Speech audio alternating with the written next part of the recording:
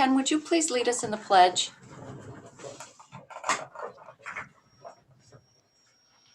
I pledge allegiance to the flag of the United States of America and to the republic for which it stands, one nation, under God, indivisible, with liberty and justice for all.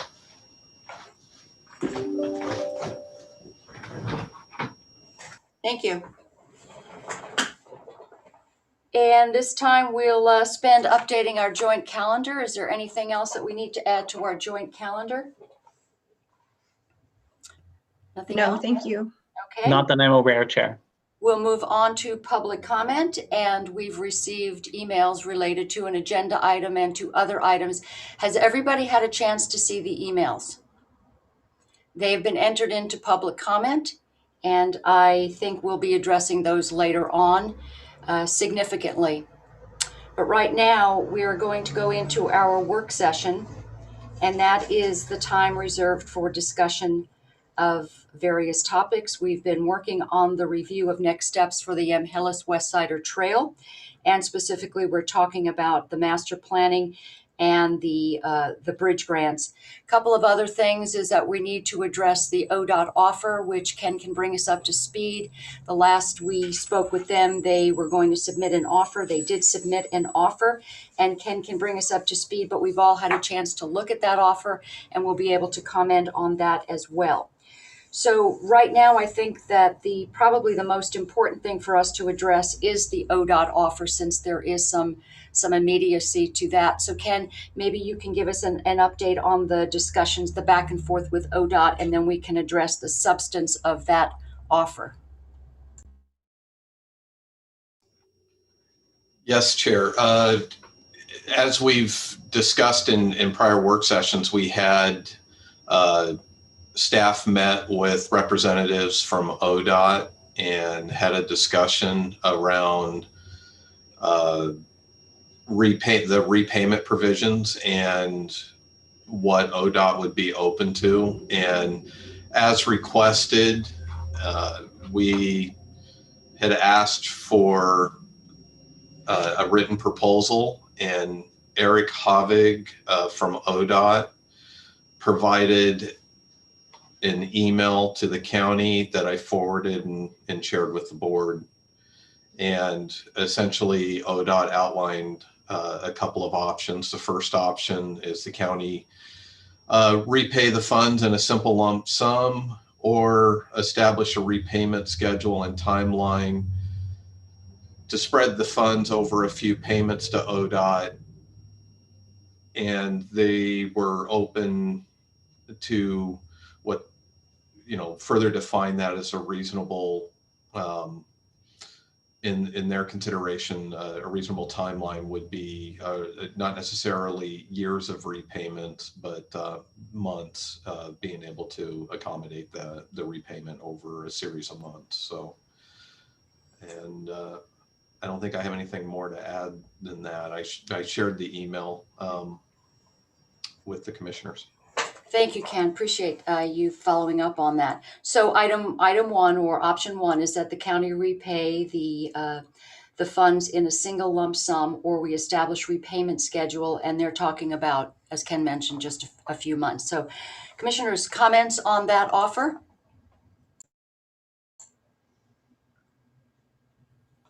Chair, I think that the county, given what's come to light in terms of the emails and the clear coordination between ODOT over the past several years, they knew that this process was dicey. They knew when all of these things were happening in real time, they were essentially cheerleading the county on in this process.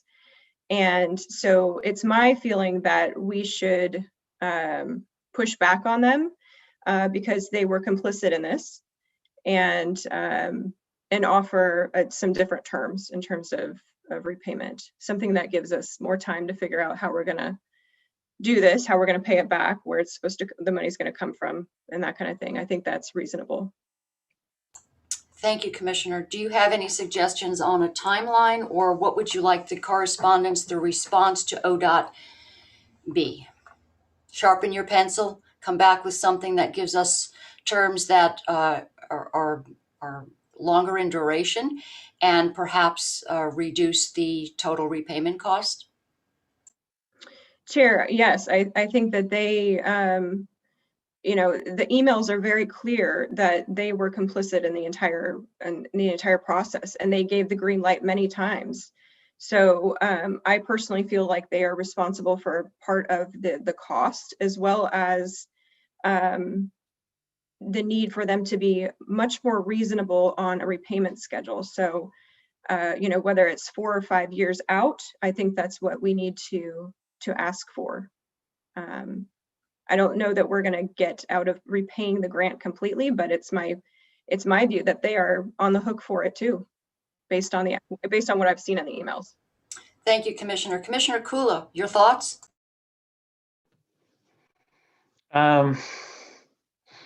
I don't know, I'm following along. I understand what Commissioner Bershauer is trying to say. Based upon my understanding from the conversations with ODOT in the past, it's a fairly, they kind of, I mean, they have the ability to say we're not in compliance with it kind of at any moment when they decide to. Yeah, I think I'd be interested to hear more from Commissioner Bershauer about it. That was really my question, Chair. I think that they're clearly going to expect repayment, but we can consider this a first offer, right? Correct. So would you, you're interested in hearing more from Commissioner Bershauer, but would your interest be at this point responding to their offer and either one of those options? I think that I would agree with Commissioner Bershauer that responding with a longer term payment schedule, I think is probably the most appropriate. Thank you, Commissioner. Commissioner Bershauer, any more specifics in our response? Because the next step will be ours to respond to this and say, this is not acceptable at this point. You sharpen your pencil, get the calendar out, and let's see how we can come to a more mutually agreeable offer. Chair, yes, I think that's the best next step.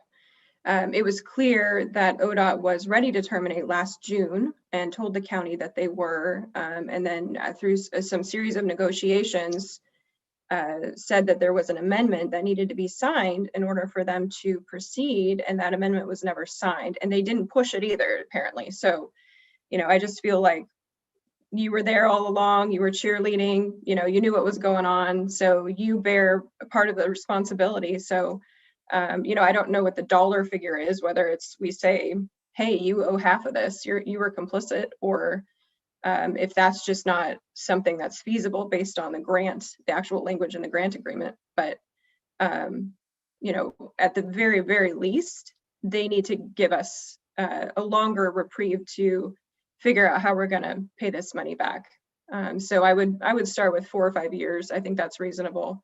We're in the middle of a COVID pandemic. We've got, city and county employees who are in private businesses who are cutting back on their furloughing employees, are cutting back on their businesses. And I just feel like this is a horrible, horrible first offer. And there's no accountability from ODOT as to their role that they played in this. And it's just not going to fly. Thank you, Commissioner. What I would like to say is I've read over and over and over the email where they basically tell us it doesn't look good. You've had no fewer than 4 remands. This is improbable that this project will ever see the light of day. And yet acknowledging that I think makes it clear that they understand the impediments, that there were remand after remand after remand, the latest of which was particularly telling in that the appellants were granted their attorney fees reimbursed. So I think what they saw was certainly not a surprise, and they still went ahead and allowed this to continue. It was almost like, see no evil, hear no evil, and just keep moving along. So I agree with you. And so at that point, Ken, if you could suggest to ODOT that we were not agreeable to the first offer, we'd like a longer term, and we'd like them to consider their part in this. And Christian, I don't know how you want to consider crafting that based on the actual language of the contract, but negotiations are meant for give and take, and everything is negotiable.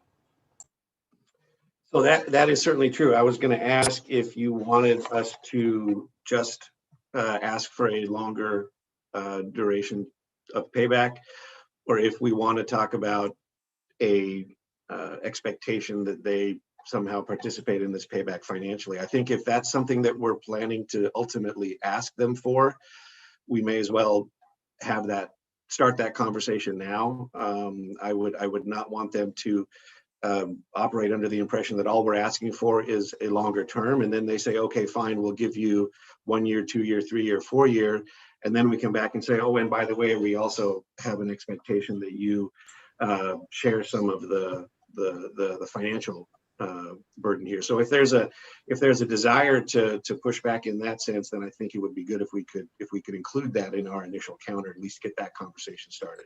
Yeah, I think that would be wise, and I think we need to be honest up front and let them know that this is something that we would appreciate their consideration on. Yeah. So Okay. do you want me to sort of leave it in their court to suggest to us what degree of financial responsibility they might be willing to take, or do we want to propose our own financial split? Split is a good way to start. We can start there, and 50-50, it's equitable. Okay. So we can start there and ask for 4 to 5 years as far as the repayment plan, and 50-50 split, and then we can come back and discuss this further as soon as we receive their response to that. Okay. And I'll certainly provide them with the rationale and the explanation that the board's been talking about, and we can have individual conversations if there are other particular aspects that commissioners would like to see there, and then we can share the response before it goes back so everyone's on the same page. Thank you, Sure. Counselor. Commissioner Berschauer. Thank you. And Christian, I agree. I think that's a good path. I would also request that any further communication with ODOT, now that we are in a position where our relationship is probably not very tenable, that the only staff members that are communicating with ODOT are Ken and Christian. I think that it would be entirely inappropriate for any other staff member to be having side conversations with ODOT or communicating with ODOT in any way about this project or this specific grant. I agree. Ken, how do you feel about that?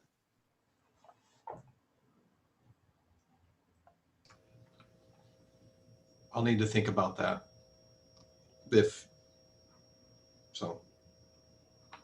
I don't have a response right now.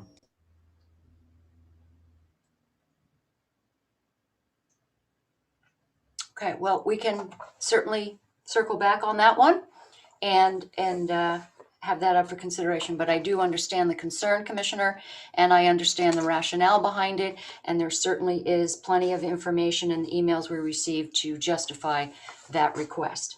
So if there's nothing else and there are no other additions to that letter that we're going to send to them asking for different terms, we can move on to the next item, which has to do with the master planning grants and the bridge project. So we were talking about trying to get an idea of what the scope of work for that Farline engineering audit would look like. And I've submitted some questions just overall We were asked to submit questions, or we suggested submitting questions to County Council on the scope of things. Commissioner Berschauer, my understanding is from the email that I received that you were focusing more on the specifics of the bridge project. So there's that to add into the scope of work, and then we can go further into the larger scope of questions related to the trail in general. So Commissioner Berschauer, do you want to specifically address what you would like to see in the scope of work for the Far Line contract?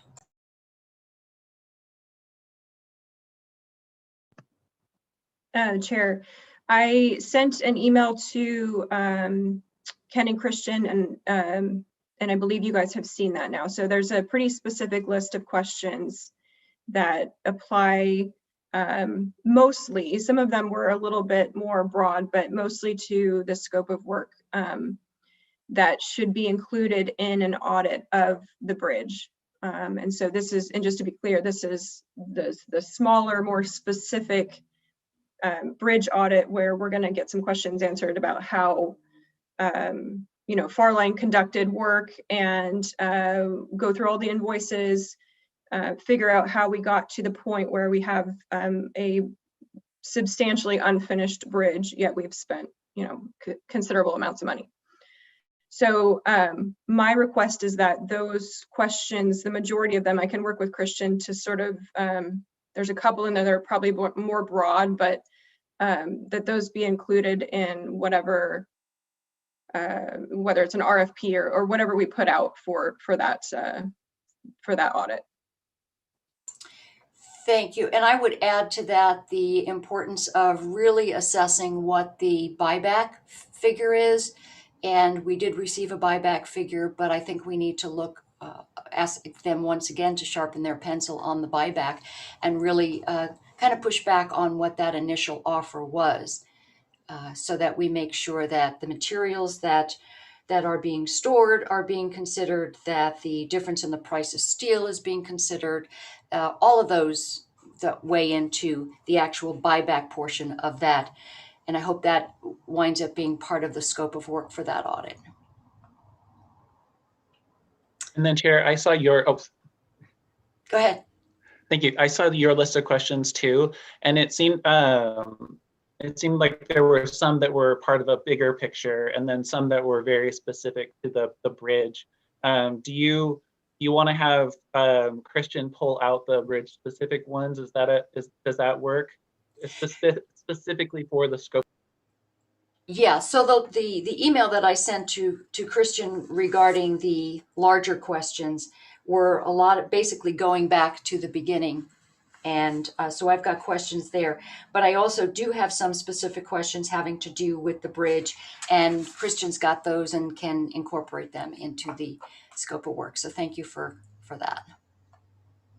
We'll work to pull what seemed to be directed at the narrower scope audit into a single list. I agree with Commissioner Berschauer. There's a handful of questions from her that are likely better suited for the broader review. And same with Commissioner Sterrett's questions. So we can work on filtering those out and then come back with a better defined scope of work by next week. And then obviously in the meantime, Commissioner Coola, if you or any of the other commissioners have other items that occur to you and questions that you'd like to see added to one or the other of those, obviously let us know and we'll incorporate those as well. Okay, thank you, Christian. Yeah, I've been asking questions kind of all along, but I appreciated seeing some of Chair's questions specifically about how the whole project came to be, kind of the history of it. I found them interesting, and I realized that some of them I didn't know the answer to. So anything else on the bridge audit? Then we can move. Yes, Christian. I just wanted to update you. I am still awaiting some pricing from a second accounting firm on what the broader Connect 6 audit might look like. I know we've talked about the fact that that might be too costly. But I want to make sure that we have at least a couple of different numbers to compare, and I'm awaiting some feedback from a third company too. So I am hoping to still have some numbers that I can share with you. I just don't have those numbers today. Thank you for that. Appreciate you working on that. As far as the master plan, moving on to the master plan, any actions to suggest at this point? Commissioners? Yes, Christian. Unless there are other initial comments from commissioners, I can update you. We left last week's meeting with a question to ODOT about whether or not a decision by the board to end the master planning process and stop that agreement would potentially have further impact on the TAP, which is the acquisition grant agreement. And I was able to speak with the attorney at DOJ who's been representing ODOT on this matter, Sam Ziegler, and he let me know that ODOT at the moment is reviewing all of the agreements that they have in place with the county relating to this project. They haven't made final decisions yet. Those conversations include, at least on the TAP agreement, FHWA, and much will depend on whether or not FHWA concludes that actions that have already been taken by the board might be enough to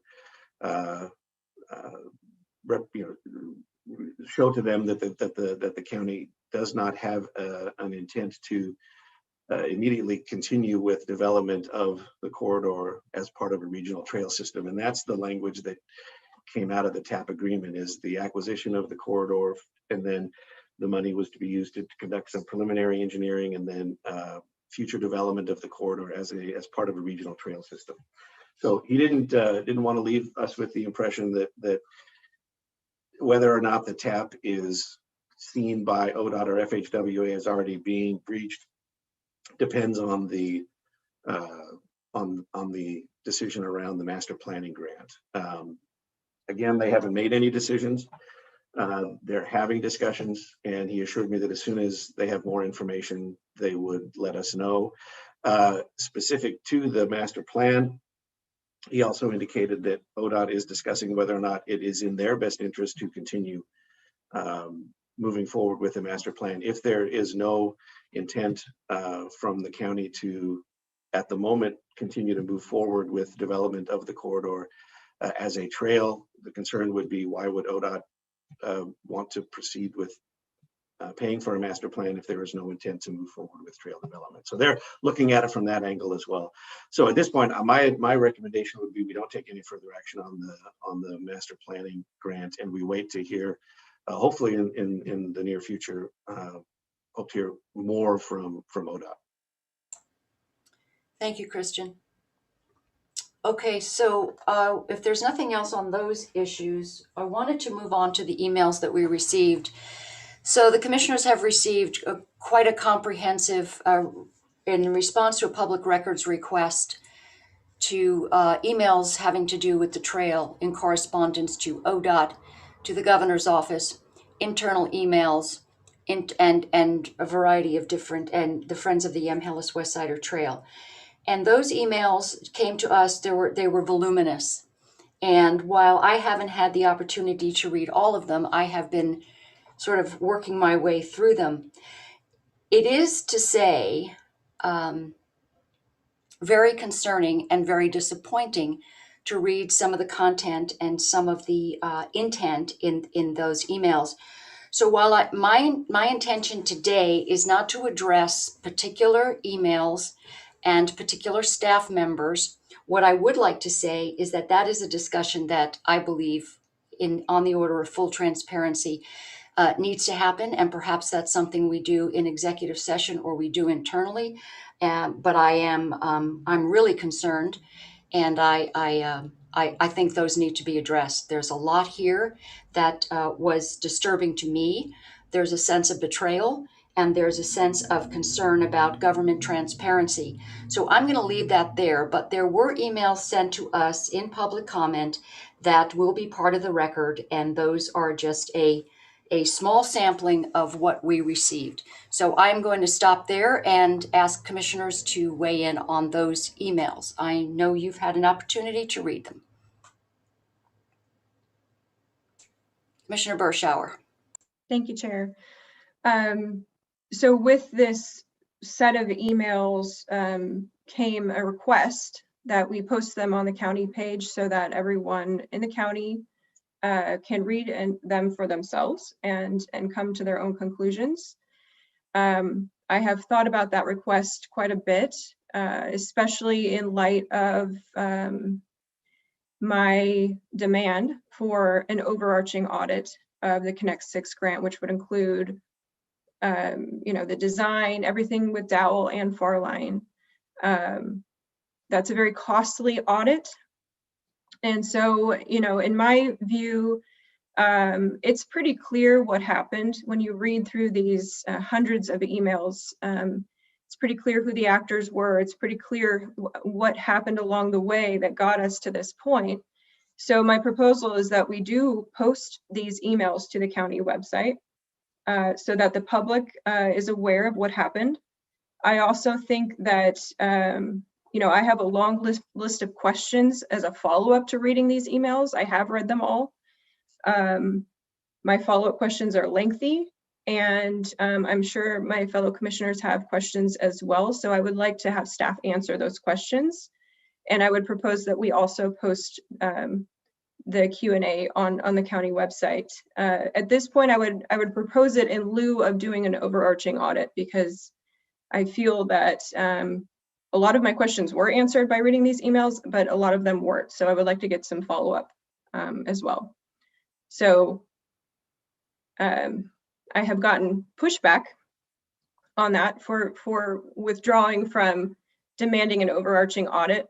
I'm not going to take it off the table permanently, but I do think an appropriate and prudent next step would be to do this and sort of temporarily remove it unless we find something that is just so egregious that it warrants an overarching audit. So, Commissioner, just to be clear, you've submitted questions, I've submitted questions. Yours are more specific to the bridge project. Mine are more comprehensive in terms of the whole trail project. We've asked for answers to those questions. Are you suggesting that we get answers to those questions in writing, submitted, posted to the website, which is in other words going down the list of all the various questions that we proposed, in addition to the emails that were received in the Freedom of Information Act request, post those to the website in lieu of an overall general audit? Chair, yes. So post the records that are public record. Post them on the county website as fast as we can, immediately. I don't see why we should wait. There's no reason to wait. And then I have a follow-up list of questions that I am developing that I have not sent to anybody yet, that are sort of my feedback and my questions from reading the records that I would like answered. And I'm also hoping that those would also be made public with the answers as well. Whoops. Sorry. I heard you, but I don't know if Chair. No, yes, we had a call from the sheriff's office, but I thought it might be something urgent. It's not, everybody. Oh, okay. I think they just didn't realize we were in session, but in any event, Commissioner Coola, sorry for the interruption. Oh, I was just gonna, no problem at all. I was gonna concur with Commissioner Bershauer. I think that's probably a good way to do it. I also think it would be helpful if you still want to know the answers to questions that you have submitted, that we've seen, that Chair and I have seen, the answers to that would also be good to have posted. Okay. Yeah, Chair, I was thinking that we probably all have our own list of questions. So if those can be compiled into like a commissioner Q&A, right, where staff is answering the questions to the best of their knowledge, and that's posted, that's kind of what I was thinking. But that would be a follow-up to releasing the records to the public that I feel deserves to be able to see them in their entirety.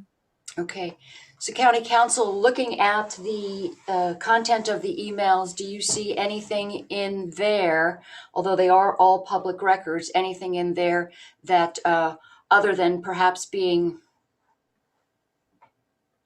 embarrassing, might be something that the county would be able to legitimately say we're not going to post? No. If there were any exceptions or exemptions to those records, that would have been addressed before they were released to Mr. Elzinga, who's the requester of the public records. Okay, thank you. All Yeah. right. Okay. So anything else regarding the trail that we want to discuss before we move on to our work session with SEDCOR? Is there anything else, County Council? I just wanted to give you an update on the bus barn property. I did speak to the attorney for the Belts last Friday. You saw his letter outlining the options. We discussed those options. He was hoping to meet with his client this week. I let him know that we were hoping to have some information in time for today's session, but I have not heard back from him. He did indicate that if he wasn't able to get back to me this week, that he'd hope to have some additional information by next week. So I just wanted to let you know that we're still pursuing that, and I'm hoping to have more information to report on that next week. Thank you. Appreciate that. Okay. Yes, Commissioner Berschauer. Thank you, Chair. So do we need to, Christian, do we need to vote on the records decision, or is that just something, can that be put up by tomorrow? I don't think it's something that you need to take action on, but Ken would probably better be able to tell you how quickly we might be able to make those available.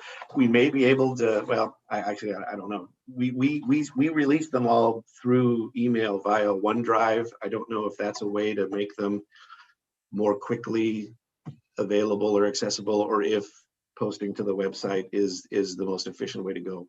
Ken, I don't know if you have anything on that.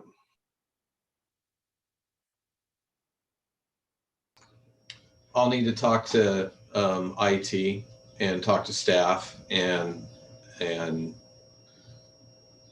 look at the timing and the file sizes. And admittedly, this is new territory. We haven't historically just taken a public records request and just posted it to our county website.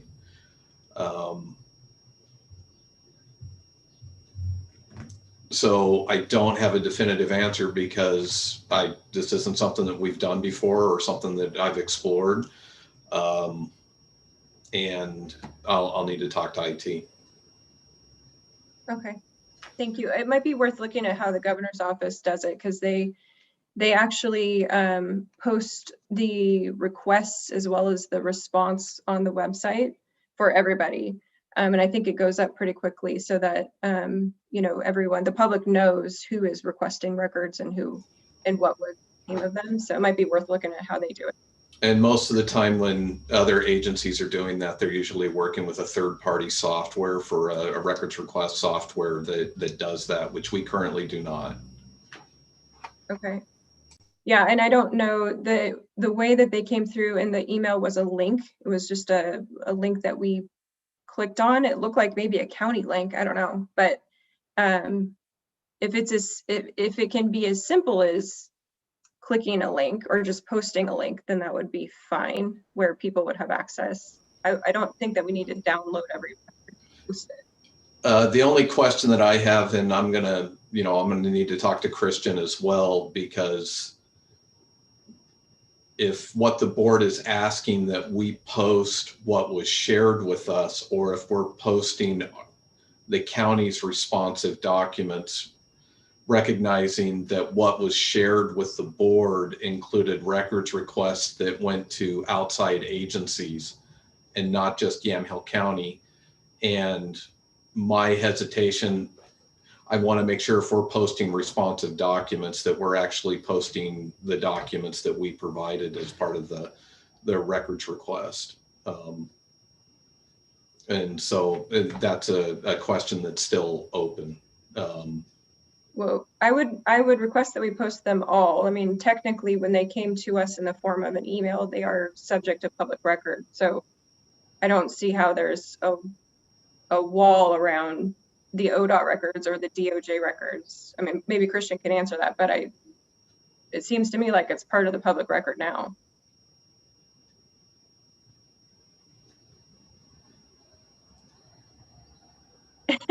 He's putting his finger up.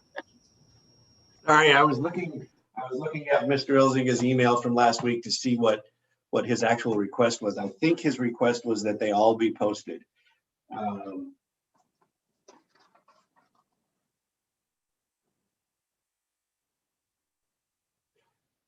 Yeah, he's encouraging the county to post all of them. So I would agree that they're all already a matter of public record. So I don't have any hesitation reposting the records that we've received, or making the link to somehow maybe we can, I don't know, we may have to talk to Mr. Elzinga to see if that Dropbox is something that he would be comfortable opening up to the public. I don't know. We'll have to, as Ken said, explore a little bit of the logistics around the best way to do this. Hopefully in such a way that avoids having to print and scan and do a whole lot of extra effort. A link to a spot in the cloud where these are would most likely be the easiest. Yes, because we've had issues even with recently when we received a large volume of emails, and I think there were only 1,200, and it was pretty cumbersome how we were doing it. We're taking a digital record, turning it into a paper record, and then returning it to a digital record. It was a lot of work for staff, and it was cumbersome. So I think that technologically there should be, and I'm certainly not the person to ask on that. Well, and something else to keep in mind too, and I'm not sure what the best way to deal with this is going to be, but almost certainly once these records are posted, folks will have compatibility issues, and what, do they have the right software? Do they have the right connectivity? Do they have the right Wi-Fi bandwidth? So, you know, do they have the right program to open and access certain files? So, you know, I would expect that we'll get some questions like that. And then we'll just have to work through those and try to resolve them as best we can. But it wouldn't surprise me at all if we face some challenges along that line as well. Well, I think that our responsibility pretty much ends at posting them in a format where people can access them. I know when I tried to do this at home, I got a message that said 4 hours download for one of the files. Mm-hmm. So it's been really, really difficult for me to see all of them. So it's taking me forever, but everyone's going to have those challenges, especially those of us who are in underserved connectivity areas. So, so Commissioner Berschauer. Yeah, I was gonna say Commissioner Berschauer might have good internet, but Well, I didn't have the Adobe Acrobat Reader, whatever it told me I had to download. So that was a new thing. I do have Chair, I have a couple more things on my list for the trail that just I want to follow up on, if we might. Yes, go ahead, Commissioner. So is Excuse there me 1 second, Commissioner. Ken. Well, before we move on from the posting to the website, my apologies, Commissioner, just a couple other questions. Because I just want to make sure that the direction that I'm giving to staff is clear. Like I said before, this is somewhat new. And so the question is where on the county website? We don't necessarily have a public records tab or a page, or are you wanting this on the commissioner's page? Or are you wanting this on the trail page with all the other elements of the trail information that we have posted on the website? I just want to make sure that I have clear direction from the board. Commissioner? Chair, my proposal would just be to the trail page. I think we have a landing page that's specific to the trail, so I don't see why that wouldn't work. Agreed. Commissioner Coola, preferences for where this winds up living? thank you, Chair. I think that the trail specific page is probably the most appropriate spot. I do want to give Ken and IT the opportunity to weigh in as far as the internet security component of a link to somebody else before, as part of giving direction to staff. Well, we're going to have to figure out how this works technically, but the decision is pretty much, we need to get this posted, and now we have to figure out how to get it posted. And I have every confidence in our IT department. They have figured out very complex issues, so I think we're clear there. Anything else? And Commissioner Bershauer, did you want to continue on discussion on trail-related items? Yes, thank you, Chair. As long as Ken is done with his questions. Ken, are we okay? That's all the questions that I have right now. I may have more questions as we proceed through this. All right. Okay. Thank you. So is there any, I'm trying to get the status of Farline. So is there any work that's being done currently on the bridge site or anything that's happening? We heard they were going to submit revised invoices for work that was done. Do we have any of that yet? I did receive a revised invoice that did not include any project closeout or contract closeout costs. So I'm still in the process of reviewing that invoice, but I did receive an updated invoice for costs that have been incurred to date but have not been paid. Okay, thank you. And then the other thing was the LUBA order where we are being required to pay back attorney fees. I believe we need to establish a timeline on that to get that done. And where's the money coming from, which fund, and just sort of establish the next steps on that. And Chair, that was also going to be my question, because I was going to ask that we actually do a formal vote on that one. Thank you. As far as the answer, I'll speak to the budget portion of it. The intention, this is a claim. So as discussed, I believe, I don't remember which work session we may have discussed this, but my recommendation would be Fund 80, which is our insurance reserve, where we pay, we have lines for paying miscellaneous claims,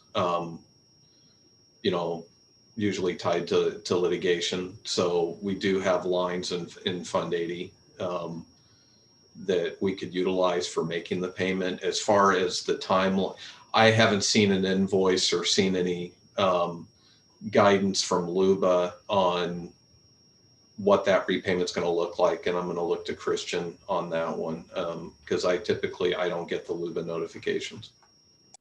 Yeah, there was nothing in the notice. We have 21 days to appeal. If my math is right, 21 days is sometime over this weekend. So once that time passes, if we don't appeal, then we would be repaying that amount to the attorney for the opposition. Thank you. Commissioner Coola, you had a question about a vote, but my understanding is, if I recollect, we voted on whether or not to appeal this, and the vote was that we were not going to appeal it. Is that correct in your estimation? I don't think we took a formal vote. We didn't. There was a discussion, yeah, and the consensus at the time was no, but I don't recall a formal vote, but I may be wrong about that, and if I am, I apologize. Commissioner Coola, are you asking for a formal vote on whether to appeal at this point? Yes, Chair, that's what I thought it would be good, especially in light of the mechanics of repayment. And I realize it's not going to change the vote, but just so that we have, we voted and a majority said we're not going to appeal it, and therefore now we repay. Okay, so would you like to make a motion, Commissioner? I would say that since I will likely be voting to appeal, perhaps it would be best for you to make a motion, Chair. All right, I will make a motion for Yamhill County to not appeal the reimbursement of attorney's fees per the LUBA order. Any further discussion? All those in favor signify by saying aye. Aye. Aye. All those opposed, same sign. Aye. Let the record show Commissioners Bershauer and Starrett voted in the affirmative, and Commissioner Coola voted to appeal the LUBA Thank you, demand. Chair. Thank you. I know Okay. it's surprisingly hard to vote on a split vote, even though I know what the vote will be. So, Well, I'm used to it, or I have been used to it for the past almost 7 years. So I'm gotten very good at it. Commissioner Bershauer. Chair, then I would like to make a motion to fulfill that obligation and pay the LUBA order and get that off of our plate. Well, I don't think we have any choice because it's due. We've got 21 days, and 21 days is this weekend. So my understanding is that we would need to do that post haste. Yes, I just don't know if it requires a motion or. No. Okay. It'll be processed once we receive an invoice to make the payment. Yeah, okay. And where does that I happen? don't know that we'll be receiving an invoice, but we can inquire as to how that's going to proceed. But I get what you're saying, Ken. We would need something to pay against. So we can reach out to either LUBA or Wendy and discuss how that's going to work logistically. Okay, thank you for checking on that. Sure. Okay, Commissioner Bershauer, did you have anything else trail related at this time?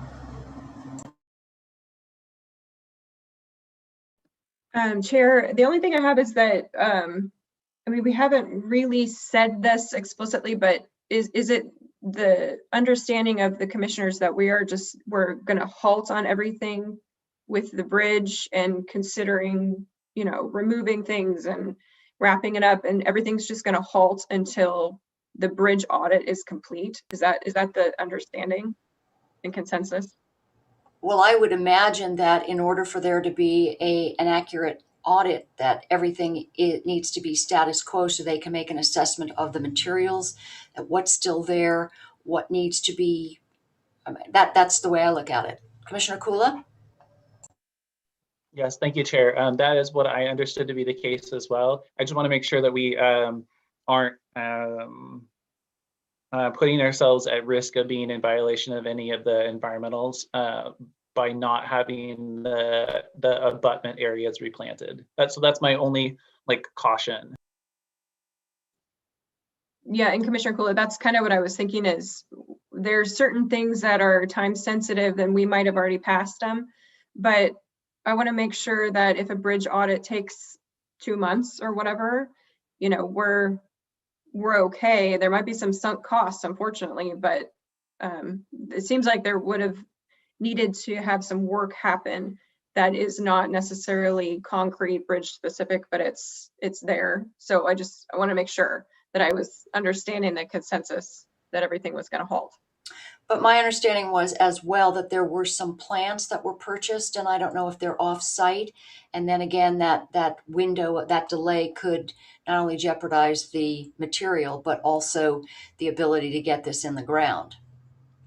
Do we know the status of those plants? Maybe we can take a look at that, because again, we certainly don't want to jeopardize the ability to get that work done. Okay.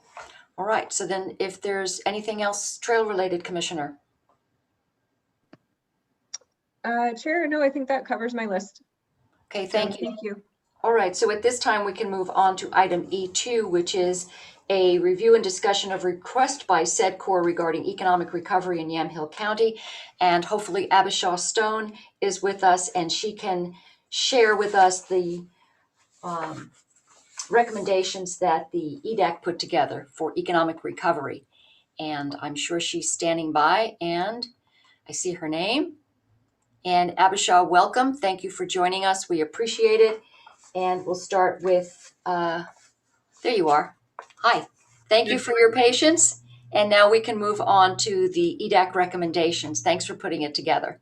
You bet. Good morning, Chair and Commissioners. I also want to say good morning to Ken, Christian, Carrie and Carolina, at least one of them is always in the background. So thank you for being here this morning and entertaining this conversation. So the last time I visited with you all, I submitted a request for follow-up conversations regarding making recommendations submitted by the EDAC in regards to potential areas of focus for economic recovery. So I provided a little bit of just kind of reminder, background information, a preface to that submission about who the EDAC is, right? So the Economic Development Advisory Committee advises on the work that SEDCOR does in the county, and they were formed at the request of the board to be a group that represents industry throughout the county and the individual communities throughout the county. So we really went out of our way to make sure that we had full representation throughout the county of those traded sector industries and those community partners, so that we were being very holistic about how we thought about economic development in regards to this recommendation process. This group, at the request of the board, will come forward with recommendations for different types of grant programs, different areas of focus, and at the pleasure of the board will even work amongst themselves to develop a review committee for grant programs. So this group came together. We decided now was a great time to start thinking about economic recovery. We met on March 25th. We went through a process that was led by a third party, Kinesis Consulting out of Portland. They're a group that several of us have used for these sorts of processes in the past. We took the unconference approach, which was essentially guided by the participants of the EDAC, and developed these 6 general areas of focus. And one of the reasons I wanted to offer that background is that I heard you all talking about your desire to get the voices of industry and the voices of the communities. I wholly support both of those approaches, and I'm not trying to suggest that this group satisfies all of that. However, I do want to remind you that this group is comprised of both industry and city managers and mayors, community representatives. So these are some of those voices coming forward to you. So they identified 6 general areas of focus, as I mentioned: workforce and business development, county infrastructure, industry recruitment and retention, land use, and governance and legislation. Some of these, last one, livability and tourism. Some of these have some sub-bullets that kind of intermix, as does most of economic development. And in giving these recommended areas of focus, they wanted to offer as well some context. So some real recommendations and some areas to be considering. In submitting this work to you, I also sent attachments from the governor's office, right? So there were 2 documents that have been prepared by the governor's office in terms of their own areas of focus for the state for economic recovery and kind of the principles of application for the federal funds and how those will essentially be used. One document that I did not send you, and I probably should have connected with Ken a little bit earlier on this, was the board had put together a list of priorities last year. It was a very short timeline process, and I really want to emphasize that because we were trying to respond to an EDA request for projects. And we can make sure that that gets resent to you. You may already still have access to that yourself. But as a reminder, some of those areas of focus were about infrastructure, water projects, finishing out different portions of the bypass. There was a lot of conversation about broadband access for distance learning and distance working, programs related to children like the Relief Nursery. So there were projects that were relevant and ready for funding, essentially, which is what we often need to have to put in front of the EDA. And then there were just these general areas of focus. And we see both of those sorts of things emerge in this type of a process. It can also make it a little bit difficult to prioritize, right? So when money comes very quickly, projects that are ready for funding are usually the things that are sought after.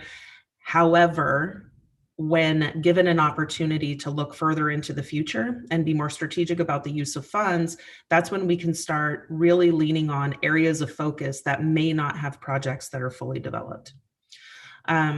I know that you had access to this document in advance of the meeting, so I don't want to, go through it bullet by bullet and read it out. I don't want that either. But I'd love to open the dialogue for questions. I'd like to offer more detail or explanation in any areas where you have confusion or you're wondering what could be the next step in this area of focus. I also wanted to emphasize my last comment on this document, where we suggest that the EDAC is prepared to respond to future requests from you to either develop ideas for programs or projects that would speak to deliverables against these areas of focus, or to further define them. So for example, if you determined that it made sense to commit funding toward workforce and business development, and you wanted to understand from the EDAC what their recommendations might be, what might that look like given what they've already shared is their interest and area of priority, I could take that back to them and say, let's put something together to propose to the board to consider for funding or a project or something like that, that might deliver against this area of focus. So all of that said very quickly, are there any questions that you have? Is there anything else that we can do to help support you develop out your areas of focus, or some connectivity that we can also provide or make here? Thank you, Abisha, and please share our thanks to the committee. Commissioners, thoughts at looking at this list of recommendations? Thoughts, questions? Are there any that stand out, or are there any that are definitely off the list? Commissioner Berschauer. Chair, so Abisha, I read through the whole document. There's certainly things that I agree with. The one thing I didn't notice on there, maybe I missed it, was the childcare issue, and making sure that we focus on getting women back in the workforce, since they've been disproportionately displaced because of COVID. So that's one thing I didn't see on there. There's a couple things that that I don't agree with. One of them is putting rail lines along 99. I would not agree that that is a wise investment for this money. But for the most part, a lot of it is things that we've been talking about all along, and certainly is a good guiding light for us. I'm not sure if, and Ken might be able to answer this, I don't think we've seen metrics coming from the Treasury Department yet, so we still don't have specific information.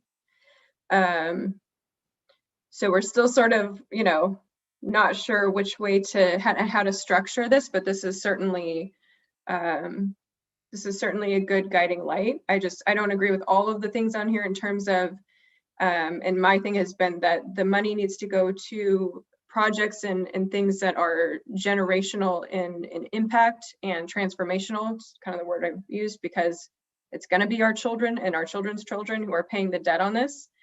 So certainly some of this is are things I agree with, especially connecting the pipeline from high school VOTEC type of training to our business industries in the county. So great job. I think this is definitely a start towards working together. But as we've discussed before, I do think that the commissioners probably need to be also around that table when we're talking about these issues, because it's a lot of money and it's a big responsibility to get it out there. So thank you. Yeah.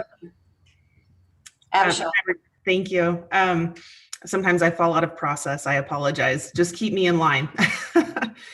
So thank you for those comments, and I appreciate them. I did also identify that some of those things that have been discussed in terms of areas of priority were not included in this. So this was a an organic process with these committee members. So what they put in front of you, again, those areas of focus were the main kind of agreed upon things, right? Those sub-bullets were more like ideas and suggestions. Some of them are quite out of the box, like the rail line on 99, not fully vetted, more conceptual about, hey, can we think big about transportation? So I agree what you're saying, not a fully proposed sort of an approach.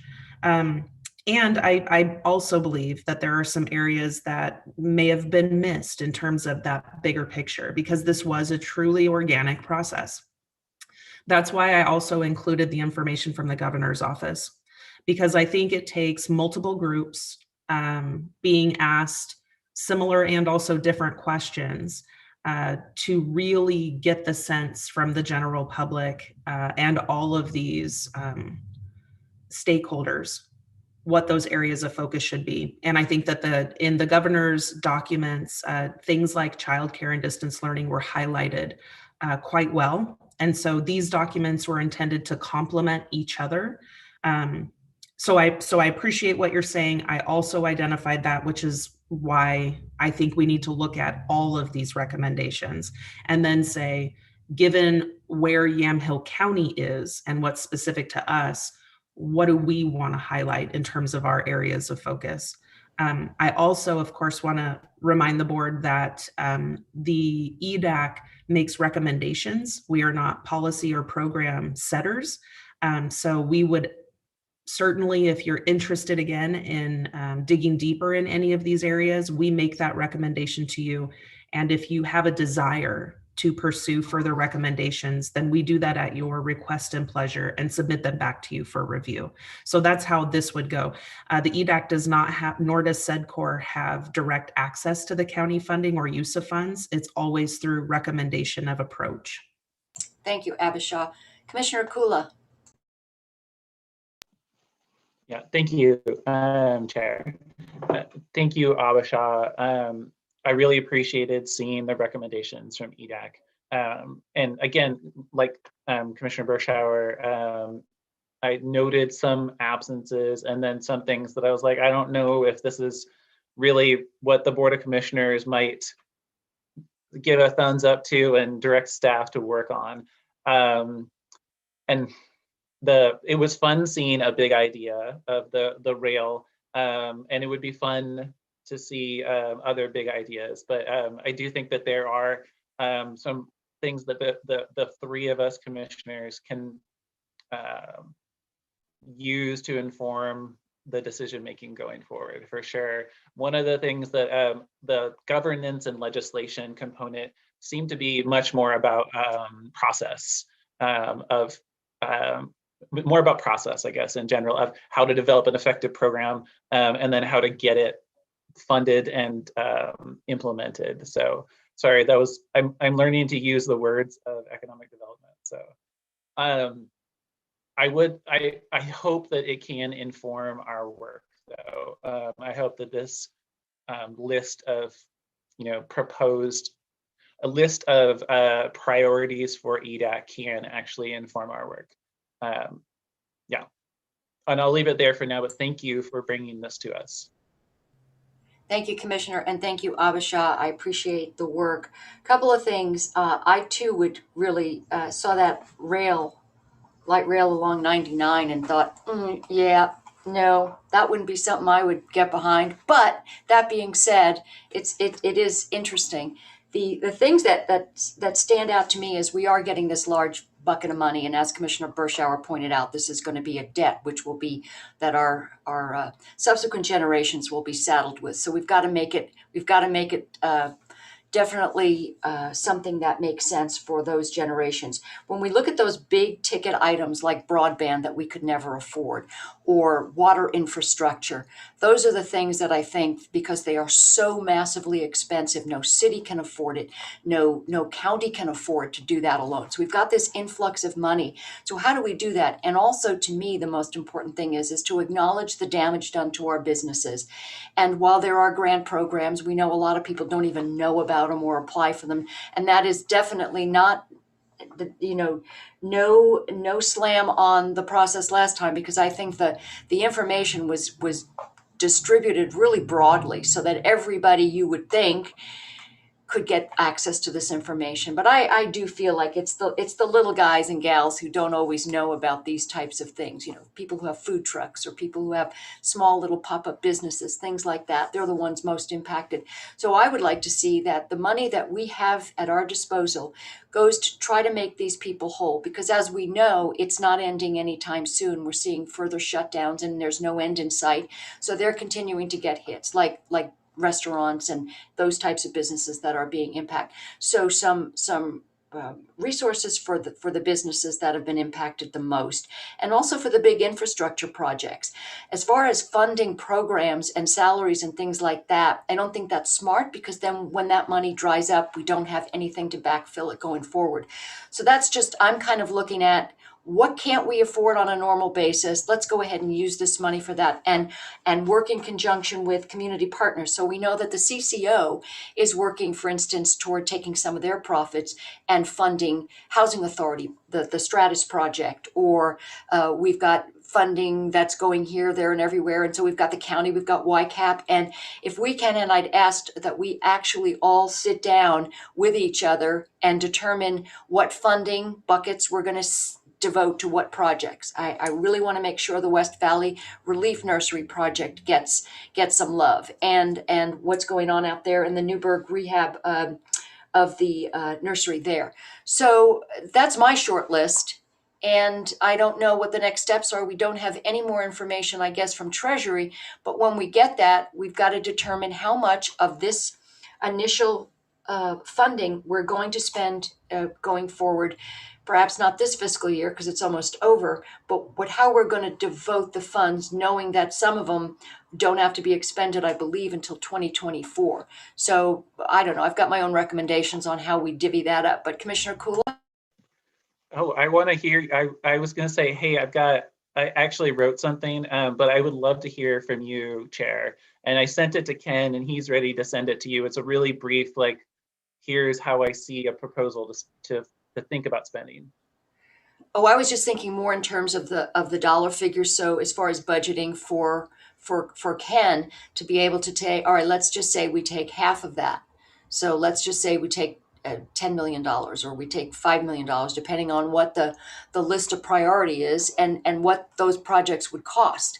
And then let Ken work from there in terms of what fiscal year it goes into. So where does it sit in the budget? Abisha? Thank you, Chair. The way I see the next steps in regards to how SEDCOR can help respond to these questions and needs is, regardless of the sub-bullets, which again were ideas, right? These are ways that this could get played out. When the board agrees on, and Ken can maybe help talk to this process, right? That's the administrative process. But when the board agrees on areas of focus, so these are the areas of focus that we have and our intended areas of impact for these funds. That gives direction to SEDCOR and to staff on where to focus our time and energy in trying to find leveraging funds. So for example, the Housing Authority project, I've connected with them on that project, the one in McMinnville, the Stratus. There was a joint submission to Representative Noble on that project. We are already actively seeking funding for existing projects, broadband expansion, areas of authority that I have the ability to, right? Not on behalf of the county, but on behalf of the businesses that are running those projects.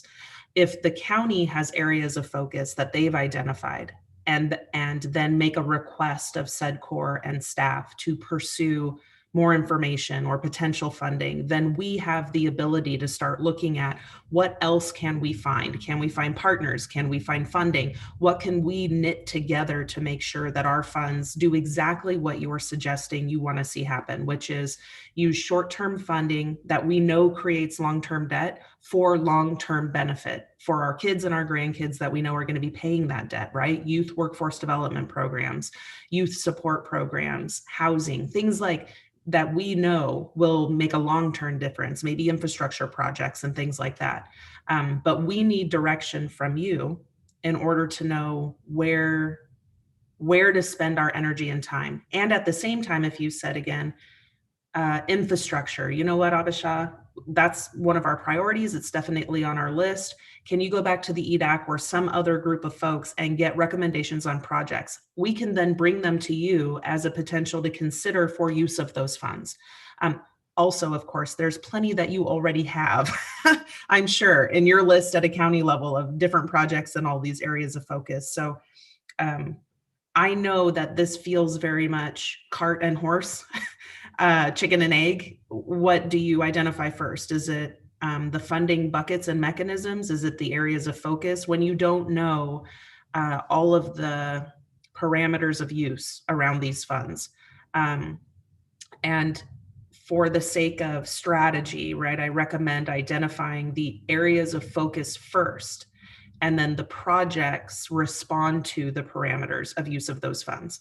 And again, by having identified areas of focus, it gives us the chance, all of the us's, to seek additional gap funding.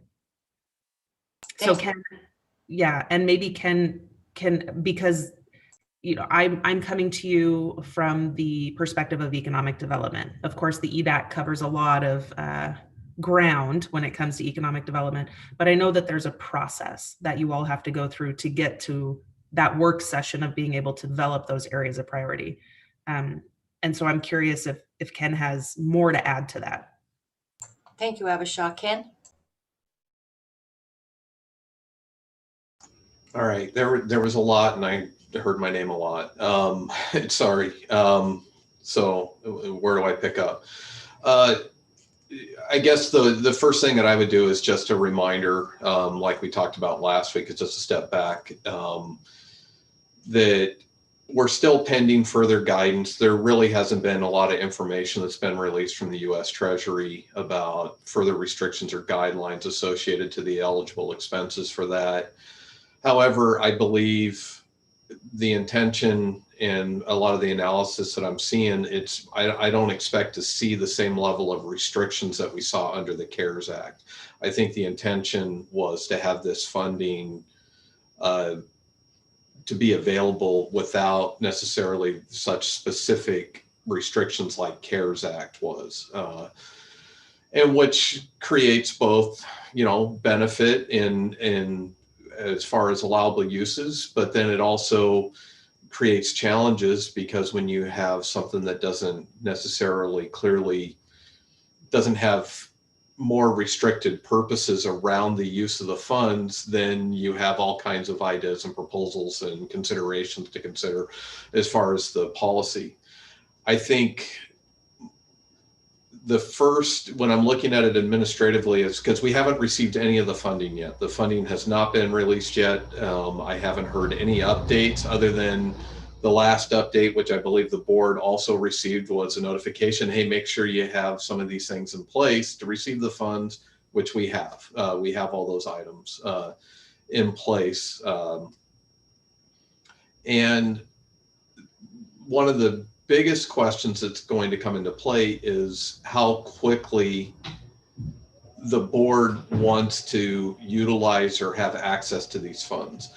Because if we're looking at having these funds or a portion of these funds being available for the current fiscal year, I'm going to have to know how much, or a general idea how much, and so then I can make a determination on what steps do we need to take through a budgetary process for any amendments to the current year budget to make these funds and to appropriate those funds. The next step of the discussion is going to be adoption of next year's budget, which we have coming up starting on May 3rd. We'll start reviewing the 21-22 budget. And one of the items I'm going to be bringing forward as part of that budget during budget week is, again, like I mentioned before, we're setting up a special revenue fund to account for and where we're going to appropriate these funds. And I think having an idea of short-term, long-term county needs, external grant programs, those various elements that where you are or want to generally see where these funds are going to be directed will help. That's, you know, we'll build the budget around that. But I'm going to bring forward something that's pretty generic and general, just to get the funds fully appropriated within the budget. It's not built into the proposed budget. That's going to be something that I'm going to be bringing forward, and it's something that you'll also have the opportunity for budget committee members to also provide some input and have discussion around what that looks like in the budget.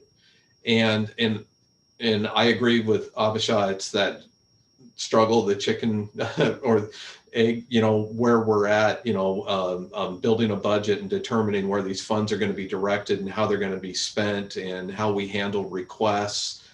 How are we directing funding to projects? Is there going to be a need to do RFPs and items along, you know, because we also have our procurement rules that we have to adhere to if we're, and how we're going to facilitate potential grant programs and all the above. It's a ton of questions, and not to, you know, I'm anticipating that we'll probably have more substantive discussion. I think it's great that we're having this and we're starting to get a lot of ideas on the table, in including requests that we've already received. And I'm anticipating that we may see more requests coming forward during the budget adoption process.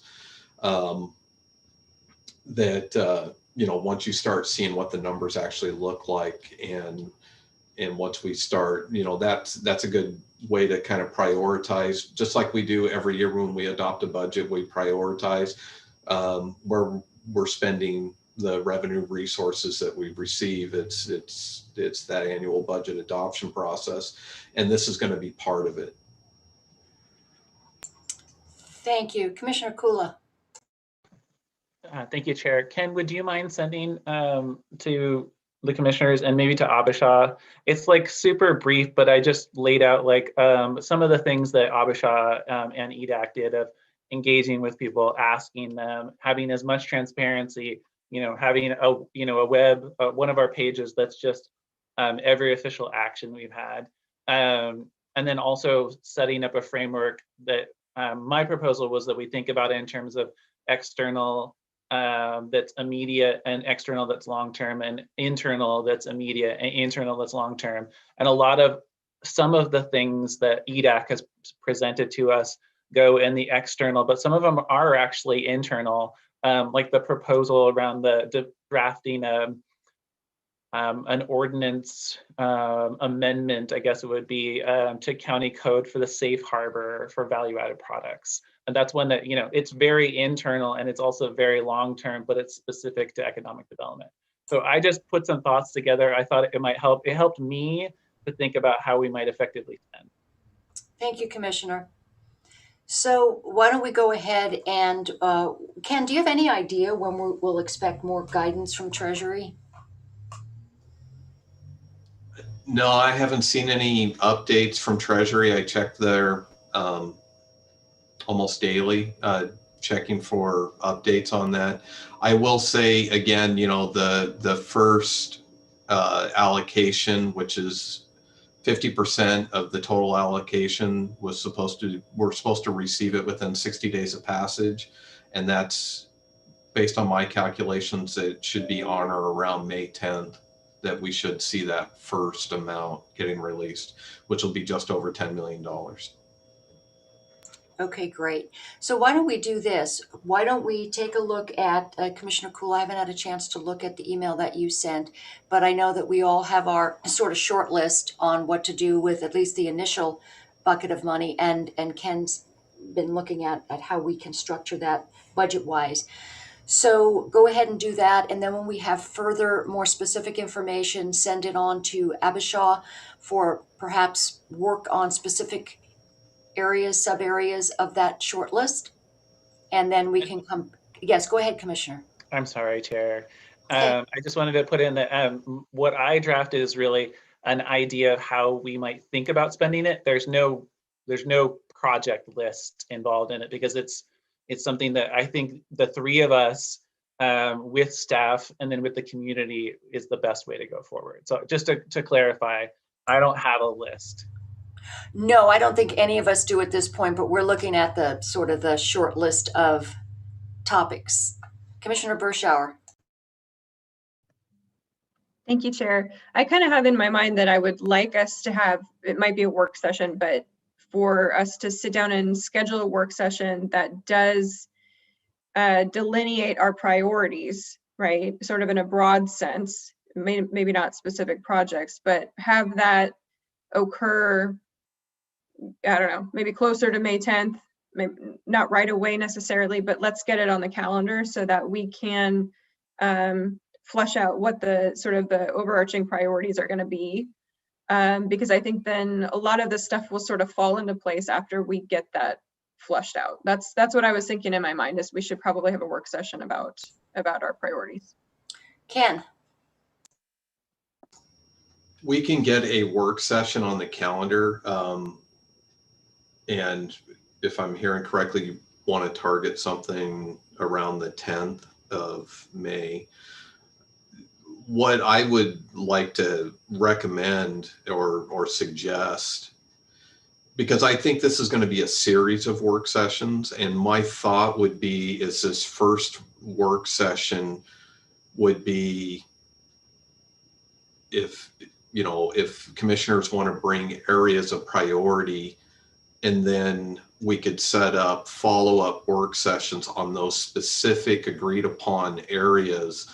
So if there's a discussion around economic recovery that, as an example, then we could have Abisha, maybe even members of EDAC, or, we could have staff and, available to answer questions or participate in the discussion depending on what the board wants to do. It might be a way to kind of divide this up into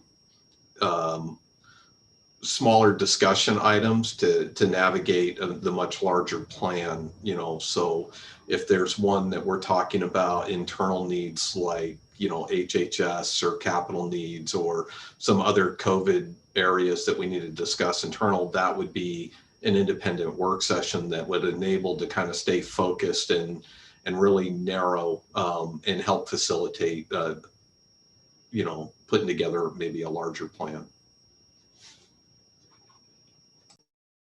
Yes, thank you. I think that makes sense because each one of these topics is pretty broad. So why don't we go ahead and plan on doing that now? Do you want to do that in conjunction with, so that would be, the next one would be May 12th is our next, so we've got the 6th and the 12th. 6th and 13th, Chair, sorry.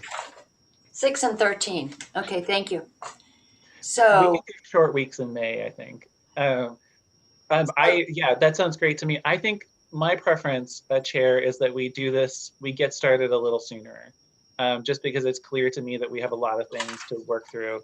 And I did want to note that for some of these, I definitely think that it would be really helpful to have Abisha join us and then provide guidance to her. But some of the internal ones are probably best with department heads and Dustin, or not Dustin. okay, so why don't we plan on the 6th? We'll begin our discussion, and perhaps we can by then narrow it down to what our first priority is going forward, and that would be something we could send that to Ken and then contact Abisha. Would you be available to join us on the 6th? If I may, Chair, Go ahead. the only concerns that I have, it kind of depends on if there's expectations that I need to have something prepared for the 6th. We're going to be in budget meetings on the 3rd, 4th, and 5th, and I'm already behind on tasks. Full disclosure, I'm already running behind on tasks related to budget adoption process. And, so I think if I feel comfortable on the 6th, I just want to put the caveat out there. If the board's looking at staff and I to kind of prepare something to help facilitate discussions, we're really going to be limited that week because of 3 days of budget meetings. So in order to, release some of the pressure, perhaps we can have the commissioners prepared to address their shorter, broader list. And the discussion doesn't really necessarily mean you have to present anything, and we'll go ahead and just narrow it down.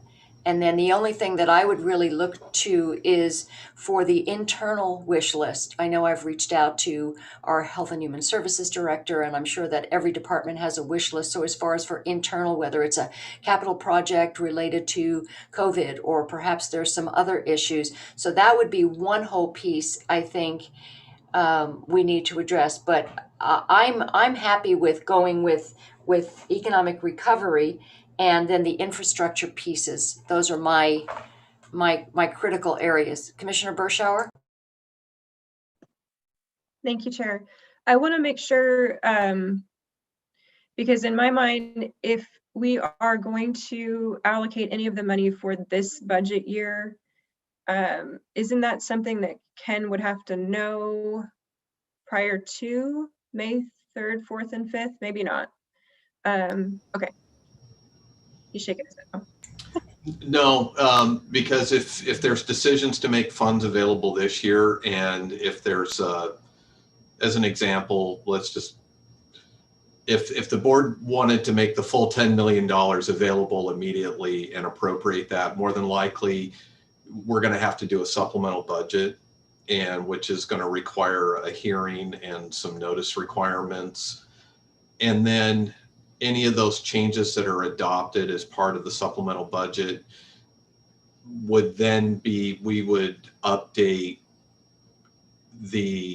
what would at that point be the approved budget. We'd be bringing those changes forward in June to make some other housekeeping changes to reflect that supplemental budget that came up prior to final adoption. So there's some steps, but again, everything has a lengthy process to it. So, and it really depends. I feel comfortable that you could have the discussion post budget, and once I get better direction on what the board sets as priority and policy for this current fiscal year, will dictate the next step in the process for making the funds available. Okay, thank you. I guess, Chair, my follow-up would be that if any commissioner feels like there's an immediate need where we have to release a percentage of the money this fiscal year, then come prepared on May 6th to discuss what that is. Maybe it's business grants or something where we would want to roll those out very quickly for immediate relief or something like that. Otherwise, we just sort of come to the conclusion quickly that we're not going to allocate money in this current fiscal year, just because it is a lengthy process. So I think we need to come prepared on May 6th and say, hey, this is my specific idea for releasing, $50,000 or whatever to businesses that are suffering, and we're going to turn this out quickly, and therefore it needs to be expendable in this fiscal year. Otherwise, we just, postpone it and say we're going to focus on next fiscal year. Thank you, because to your point about the quick turnaround, we know the process, and also looking at the bandwidth that staff has to say we're going to do, we're going to have a business grant, and then the applications come in, and then they have to be vetted, and then they have to be chosen, and then we have to cut checks. And we remember what happened last time, where it was really an enormous workload, and we also are doing this on the heels of a budget process, which is already overwhelming. So I want to make sure that we at least acknowledge that we might not be able to get money out the door, and likely it would be unrealistic to do that before July. Chair, if I may, the one thing I can think of is a couple of areas where I know that we have a need for either a space needs analysis or a needs analysis or a strategic plan. I'm thinking of at least Chair and I have expressed a lot of support for broadband or higher speed internet, and we've put money towards that effort. I'm thinking that funding efforts like that are relatively quick to get the money out the door to somebody to do the work so we know how to effectively spend the rest of it is something to consider on May 6th.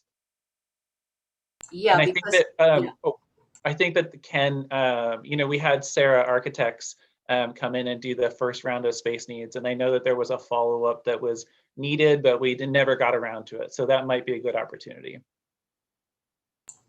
the tyranny of the urgent, that we never really can get to the stuff we'd like to get to, because especially this past year has been pretty crazy. So yeah, I agree with that. And also, if we can plan on finding out what the cost would be for a project, let's say it's broadband, and then we'll know how much we can set aside from the initial pot of money. So yeah, great suggestion. Anybody else? Okay, so on May 6th, we'll come prepared to at least have our prospective recommendations, and then we can share that with Abhishek. Okay. Well, Sounds thank you. Thank you, Abhishek. If there's nothing else, we'll let you Thank get you, Abhishek. back to your day, and thank you for joining us. We appreciate it. Thank you. We'll move on to department updates. We have none. Do I have a motion to approve the consent agenda? I move that we approve the consent agenda, Chair. Motion to approve. Any further discussion? Hearing none. Although, Chair, I just wanted to note that the one part of the consent agenda that is for the sheriff's, trying to get the language. Oh, for the revised fee schedule for the sheriff. I just want to make clear that that's not for CHLs. It's actually for other types of fingerprinting needs. So we had a discussion about that last week, and I wanted to make it clear. yes, thank you. It's for fingerprinting not related to CHLs. So thank you for checking on that. So motion to approve. No further discussion. All those in favor signify by saying aye. Aye. Motion passes.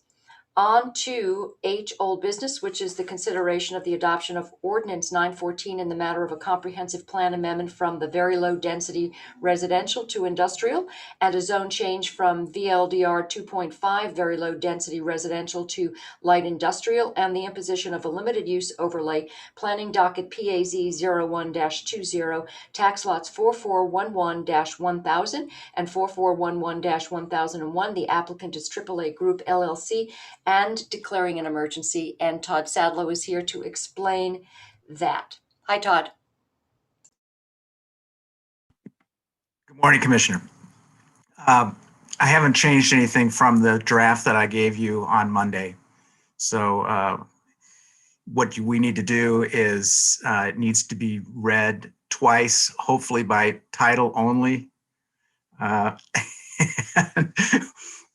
with no objections to reading it by title only before you vote on the ordinance and the findings. Okay, do you want to read that by title only, or would you like us to? I would like to read that by title only for you. Thank you. This is in the matter of a comprehensive plan amendment from very low density residential to industrial and a zone change from VLDR 2.5 very low density residential to LI light industrial, and imposition of a limited use overlay. Planning docket PAZ 0120, tax lots 4411-1000 and 4411-1001, applicant AAA Group LLC, and declaring an emergency, and it's ordinance 914.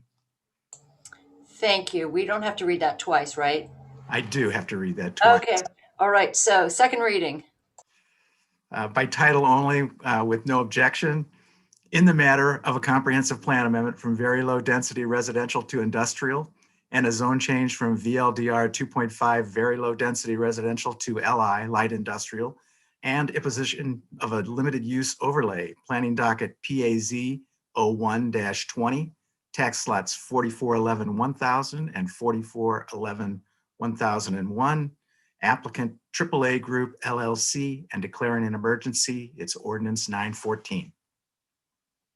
Thank you very much, Todd. Do we have a motion to adopt the ordinance? I move that we adopt item H1, the ordinance. The ordinance. Thank you. Any further discussion? Hearing none, all those in favor signify by saying aye. Aye. Motion passes. Thank you, Todd. On to I, which is Other business, add-ons and non-consent items, and this is item I1, consideration of the approval of a hosting service and updated licensing agreement between Yamhill County, acting by and through the District Attorney's Office, and Carpel Solutions for a prosecutor by Carpel case management system in the amount of $100 a year per user, and we have 27 users, plus a one-time charge of $1,000 for data migration and the annual support costs of approximately $13,000, effective upon execution by all parties. Christian? Yeah, nicely done, Madam Chair. It's a bit of a complicated structure there. This contract doesn't have a simple annual cost. It's dependent on the number of users. It's dependent on a couple of other elements that I was able to discuss with the DA's office. For example, they use this system to also provide discovery and respond to discovery requests that come from Defense Counsel. So there may be some added costs that occur over the course of the year in fulfilling those requests. But we wanted to give the board as best a sense we could as to what the annual cost was, and also make sure that if the board had any questions about what's happening. This is a system the DA's been using for over a decade. It's been hosted locally up until now. This company Carpel Solutions is transferring all of their clients to the cloud. So this agreement will move the DA's case management system to the cloud as well. Thank you very much, Christian. Do we have a motion to approve? I move that we approve item I1. Motion to approve item I1. Further discussion? Hearing none, all those in favor signify by saying aye. Aye. Aye. Motion passes. I2, review of the 2020-2021 Board of Property Tax Appeals summary. Everyone had a chance to take a look at that. We thank our clerk for sending those over. And we'll, I guess we just do we have to do a motion on that, or just acknowledge that we've reviewed it? Christian, is that an actual board action? I don't believe it was. I think he was simply sending it over for the board to review, but I don't have his email in front of me, and I don't scan the packet real quick. I don't believe it would be in error if the board wanted to simply take an action to acknowledge receipt and approval of the summary. Then we're sort of covered either way. All righty. We'll go ahead and I'll make a motion that we acknowledge the review of the 2020-2021 Board of Property Tax Appeals summary. Further discussion? Hearing none. All those in favor signify by saying aye. Aye. Motion passes.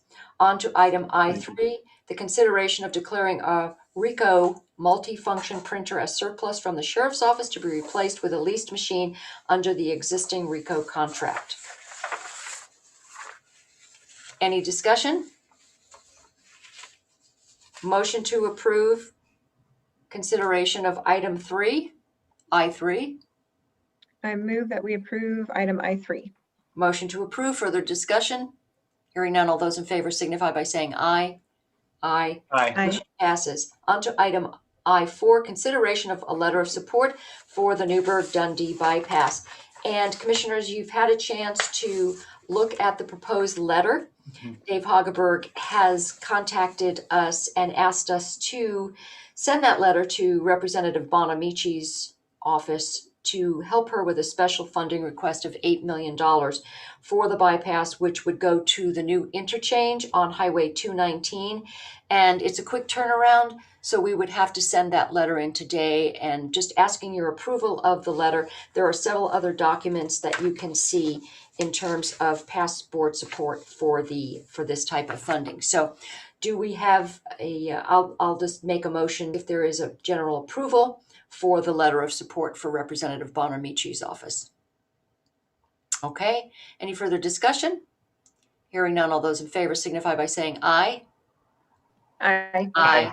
Motion passes. And Carolina, thank you for getting that letter out. On to item I5, which is a discussion of a designee from Yamhill County to be appointed to the Regional Solutions Advisory Committee. And I know in the past, Ken, I know Commissioner Olson was on this committee, and I'm not sure how this factors into liaison duties or whether there was a specific board action and how that played out, because we did have some movement of liaison affiliated committees last year. Yes, Chair, I know you asked me about this, and we tried to do a quick search. I wasn't familiar with this advisory committee. I didn't find any specific board action. Sometimes we'll find that there's a specific board action that's outside of the areas of liaison when the board adopts that. I didn't find a standalone appointment, and it also looks like it may have at some point, I'm not really clear. I don't remember seeing it on previous liaison responsibilities, and I don't believe it's on the current that was adopted in January that we have the specific committee called out. And I would say, Chair, that I was asked if I had, by Jody Christensen, who I think she facilitates, I think that Representative Noble is the chair of it, if I had interest in joining it since Commissioner Olson was no longer with the board. And I expressed interest, and I went to their most recent meeting. Commissioner Cameron from Marion County said, I would love to have you on this. And Commissioner Pope, which I thought was a really good idea, was like, well, why don't you check in with your board of commissioners? Thank you. Okay, so yeah, good idea. So commissioners, I know that Commissioner Olson was our economic development liaison and wound up being involved in these types of extra committees. So I wanted to just ask for discussion on the appointment to the Regional Solutions Advisory Committee and what we would suggest. Ken? And if I may, I believe to do this, it doesn't necessarily require a revision to the liaison assignments. I believe by motion today, you could designate, who's going to serve on the committee. Okay, without changing anything specifically to economic development. It was just sort of an assumption in the past. It wasn't anything written in stone. It was just, am I correct? Okay, thank you. All right, commissioners, Commissioner Berschauer. Thank you, Chair. I am, for the most part, was handed down Commissioner Olson's liaison duties, especially for economic development. So I would be happy to serve on the committee if that makes more sense. It sounds like Regional Solutions has been, they've been very involved with the COVID response, but last year they were also very involved with the wildfire response, and that's something that I also was very involved in and continue to be involved in through other groups like Timber Unity and rehabbing the Santiam Canyon. So, but as far as economic development goes, I think I would be an asset. It's a natural fit to my otherwise assigned commissioner duties. And when it comes to economic development or rehabilitation from COVID, I'm a young working mom. I'm part of the class of folks that have been really kind of dropped out of the workforce. So I think I would be able to provide a unique voice on that group. Okay, so we have two commissioners that have expressed interest. And Commissioner Coola, I know you went to the meeting and you expressed interest, and we have another commissioner who's expressed interest as part of a suite of interests and liaison duties. So do you have any, Commissioner Coola, any problem with Commissioner Berschauer being the appointee, the designee, and would you still be allowed to be part of that as an attendee? Well, so I always attend the Regional Solutions Advisory Committee meetings. It's not appropriate for attendees to participate in the discussion because it really is the committee that's convened, on behalf of the governor's office. I still, want to be the one, and I'm asking you that. I have a letter of reference, as it were, from Commissioner Cameron, because he would also like to see me on it, because we've worked together both on COVID response and on wildfire. So a lot of people at the table are people that I'm already working with. But if you, if a majority of the board wants to have Commissioner Berschauer on there, I will continue working with all of them anyway. Thank you. Yeah, I'm just thinking in terms of the economic development component of this. And I know we've split up a variety of different liaison duties in the past, but there was always a reason. So for instance, veterans, we pulled that out of HHS, and we did have a veteran on the board, which is Commissioner Olson. So that went from HHS to that commissioner, and there seemed to be reasoning for doing those various things. I know that economic development is going to be huge going forward, and I would just, if Commissioner Berschauer is part of her economic development package, would like to be part of that, I would think that would be not inappropriate. Chair, thank you. Yes, I'd be happy to serve. Thank you. Thank you. All right, so then we'll go ahead and make the recommendation to Regional Solutions that this be part of Commissioner Berschauer's economic development liaison duties. So thank you for the discussion. So if we want to, we could go ahead and take a break, and Ken. Yes. So if I understand correctly, so I can make sure that we have the record, we're not looking at taking a formal action or an appointment at this point. I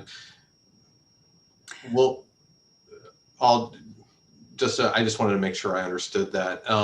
The second part was I shared, while we're talking about committees, I did want to share, it's not on the agenda, but I forwarded a letter from former Commissioner Stan Primizich, who has resigned from MWAC, and I just wanted to bring that to your attention. If there was, we haven't received anything directly from MWAC asking for the board to take action or what that process is going to look like. But this is another one of those committees where the board does take action to appoint a representative to MWAC. So I think that at this point, since we don't have any specific, folks who've reached out to us and said, hey, I want to be part of this, that if we have any people that we're interested in reaching out to, that we reach out to them and ask them, or that they let us know somehow that they are interested, and then they can all be considered when we go ahead and do that, since there's no urgency to that. So if people have ideas of who they would like to see replace former Commissioner Primizich, then we can add those to the discussion when we make that recommendation. Commissioner Coola? Oh, yes, thank you, Chair. I was going to ask Ken, I recall that at least in two, maybe it was just in one previous appointment, it showed up in the packet. Has there been a formal process in the past for this? And is it a process of the Board of Commissioners appointing? And I'm asking about that because the Regional Solutions, they actually vote on their own members. So, it's not like when Commissioner Berschauer goes, she will be a prospective candidate. I don't know, is there something similar for MWAC? That's an outstanding question that I have, that I wasn't able to get that far into the process, because I know the last time appointments were made, it was a letter from MWAC that the board had acted on. And so, but I do believe, because I do remember around the time when Stan was appointed, I believe that was based on a suggestion from the board, or his name may have been floated forward, but I'll double check on that on process. Thank you. Yeah, that's good, because I would like to reach out to, and if commissioners have people they want to reach out to, or perhaps people want to reach out to us and let us know they're interested, then we can go ahead and consider that, since there is no urgency on that. Okay, so if it's all right. Chair, I would say that they meet on a quarterly basis, so there is some time, but I can also ask, I'm the member from our Board of Commissioners, I'm happy to ask the conveners of it That'd be great. their typical process. Thank you. That would be good for us to know. All right, if we can go ahead and take a 5-minute break before we begin our public hearing. So we'll go ahead and recess at this time. Thank you all.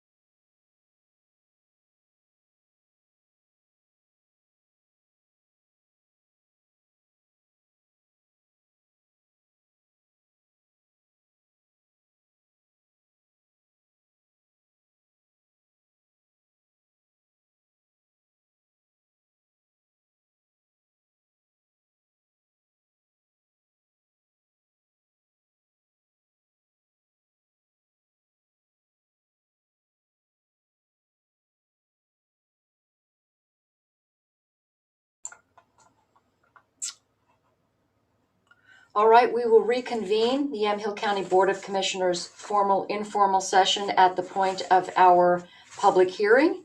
And I will now open up the hearing and call for abstentions by members of the board. Commissioners, any abstentions? None? Are there any objections to jurisdiction of the board to hear the matters before it? Does any board member need to announce and state on the record the substance of any ex parte contact, any site visits? None at this time. So I guess at this time, council will read the Oregon law I'll do that. standards for approval, or Ken Friday will do that. Okay, go ahead, Ken. Oregon law requires that persons who attend land use hearings be advised of certain rights and duties before the hearing begins.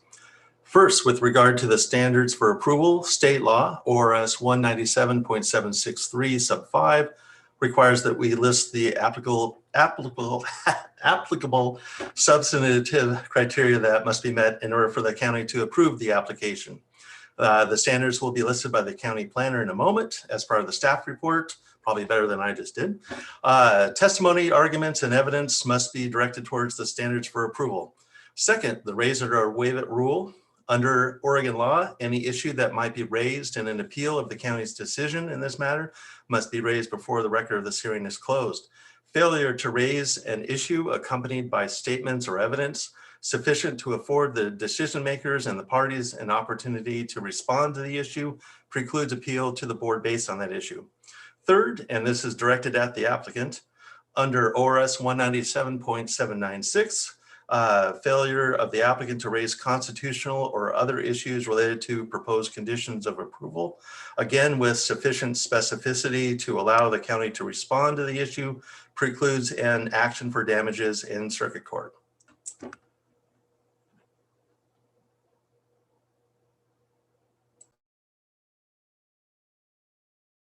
Thank you, Ken. Appreciate that. So the staff report. Thank you, Chair. The Thanks, Stephanie. subject parcel is approximately a ½ acre in size with access onto Northeast Dayton Avenue. There's currently a vacant pole building on the property. The parcel is located approximately 150 feet east of the Dundee city limits and is bordered on the northwest by Highway 99W and on the east by Dayton Avenue. The owner plans to remodel the existing pole building for office space, and the remainder of the site will be used to store construction equipment. The parcel to the south is zoned NC, Neighborhood Commercial, and currently operates a tow company. Further to the south and east is a large area zoned VLDR 2.5, it's very low density residential, and contains residential parcels of approximately 2.5 acres. North across Highway 99W is a parcel zoned NC and contains a motorcycle parts store and a parcel zoned LDR 12,000, low density residential, that is currently vacant. Inside the city limits of Dundee, there are various commercial uses on either side of the highway. At the March 4th hearing, the Planning Commission recommended approval with the following condition. An application for site design review shall be submitted by the applicant and approved by the county prior to any new development or change in use of any existing structures. For any similar use listed in the Yamhill County zoning ordinance, section 702.02, applicant shall demonstrate in the site design review how the proposed use is consistent with goal 14.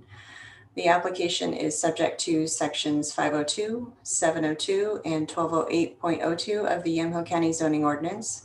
Section 904, the limited use overlay, may also be applied. Comprehensive plan policies may be applicable, and OAR 660-12-0060, the transportation planning rule. And that concludes the staff report. Thank you, Stephanie. Appreciate that. And we'll move on to the applicant's case. And here to provide the applicant's case, I believe we have Dan Danachek and Steve Holder. Mr. Danachek, welcome. Thank you very, very much. I was waiting to get added into the screen here. So thank you, commissioners and staff. As you know, the Planning Commission approved the request. We hope that you will support it. A big reason is if you look at the particular lot and how it's sandwiched between railroad tracks and the highway, that really any residential zoning doesn't make a great deal of sense there. As a, if you can picture trying to build your house there, not the best of environments. So we think it makes sense for the use. The intended use is for a paving company, which is just equipment. They're not producing anything, so there's no concern about materials or not noxious odors occurring from the applicant's activities. So with that, we hope that you will consider favorably and approve the application, and I'm happy to answer any questions. Thank you. Commissioners, questions? I have one, Commissioner or Chair. Yes, go ahead, Commissioner. Okay, thank you. Thank you, Daniel. I noticed that in the staff report that we received, which was produced before the Planning Commission, there were a number of opportunities where the author of the staff report suggested that maybe the site analysis that you performed was not completely comprehensive. And so that made me look a little bit more closely. And I wonder, I recognize that you believe that this is a site that's very appropriate to it, but would you consider a more thorough site analysis of properties within the 2 miles? And I say that because I see a couple, like I look at the staff report and then I look at your application, and it doesn't seem like it's quite complete yet. Thank you for that, Commissioner. Mr. Danchek? Well, certainly we could do more detail from the standpoint of listing out every other light industrial site and the pluses and minuses of each of those locations. And I don't think that certainly is going to provide much of a different outcome in that of those sites that are out there that are vacant and available, the applicant had looked at those, and if they're either not for sale or were not really conducive to his ability to get in and out onto the highway. So I believe we did a thorough enough job to demonstrate that for his needs, there wasn't anything available and useful at this time. Thank you. Commissioner? Well, so thank you, Chair. The staff report says that, I quote from the staff report, the applicants reiterate that the virtual non-existent of, quote, available light industrial zone parcels in the surveyed area creates a need for properties of this zoning. And what I hear from you is that you think this site is a good fit for that zoning, but this is kind of the opposite, is that we are being asked, is there a need for this zoning?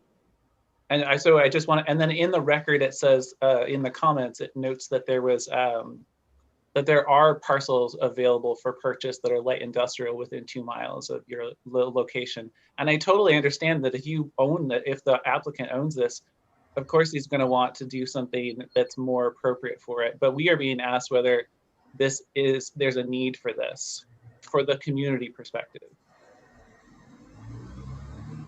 Thank you, Commissioner.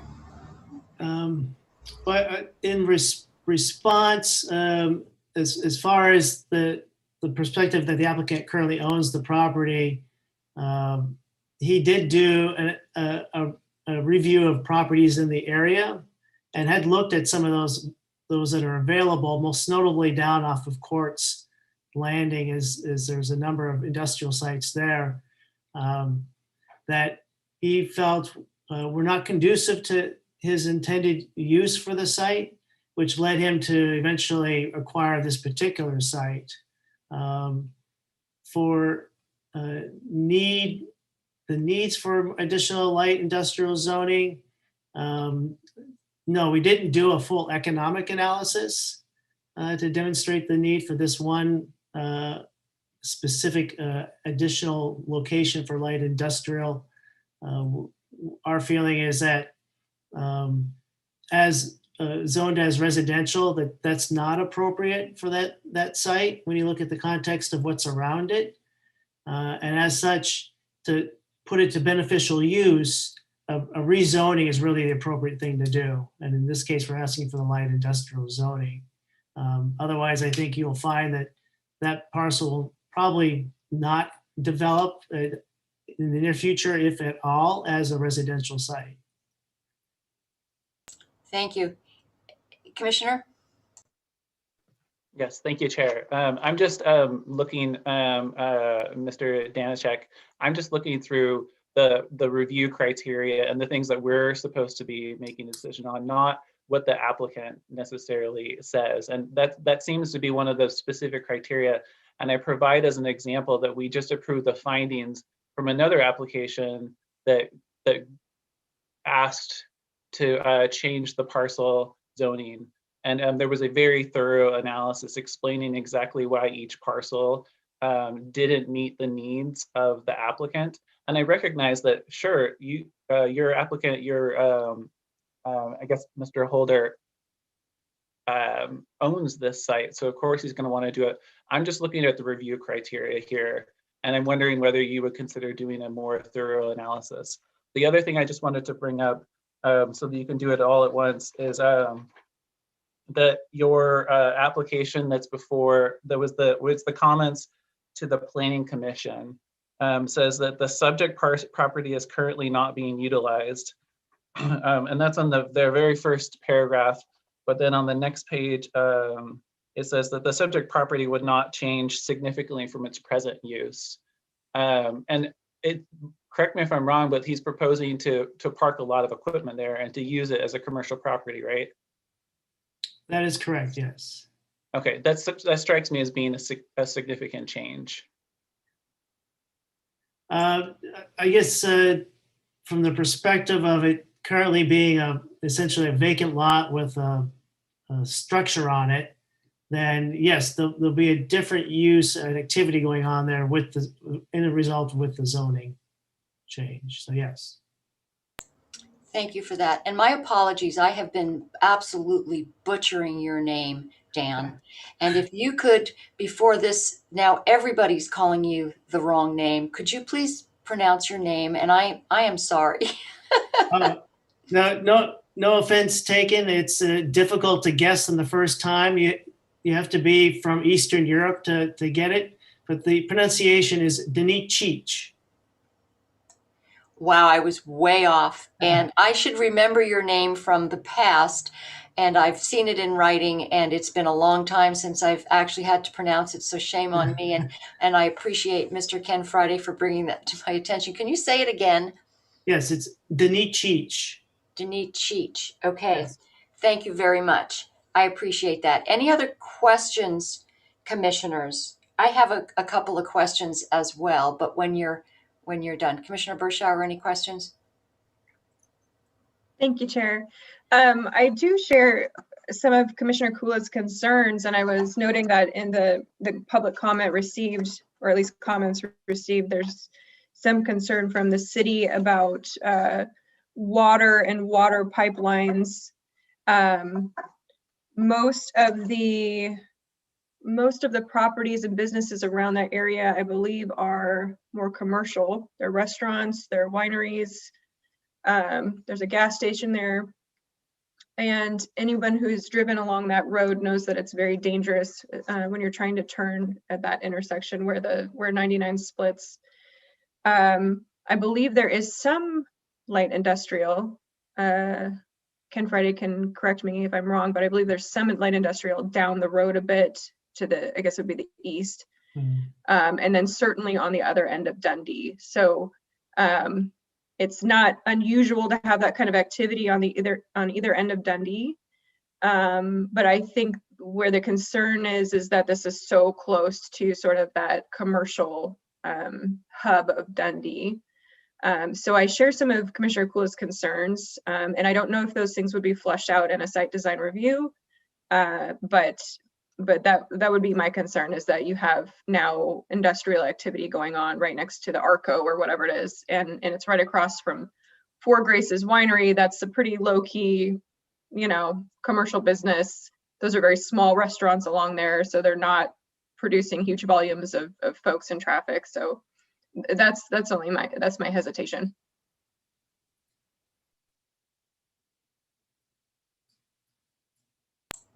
Thank you, Commissioner.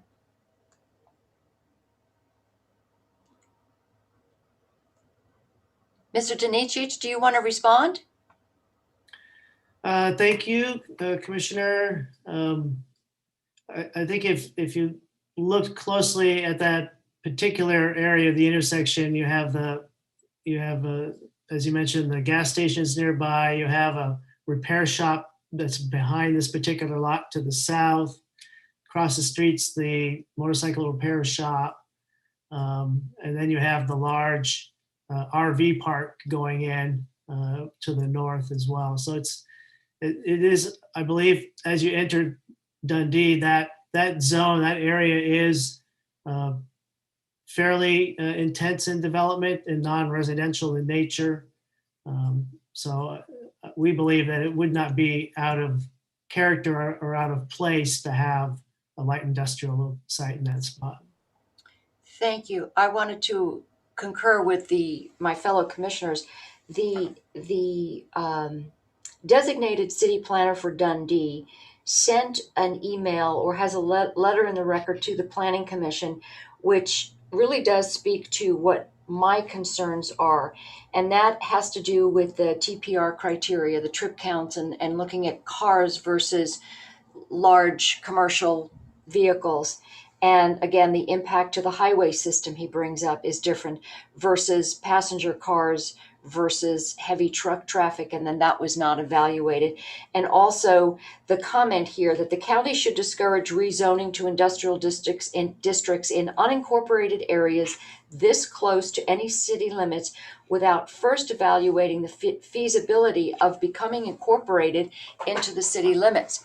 So I think that this communication holds a lot of weight coming from the city planner. And I do have some of the concerns that were raised here.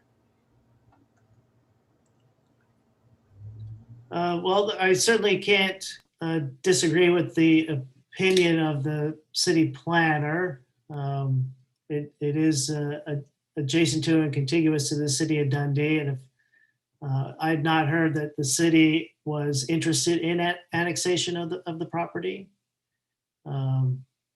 So I can't speak to whether or not that is the right course of action at this time. Thank you. I think it would be appropriate at this point perhaps to have Mr. Holder join us.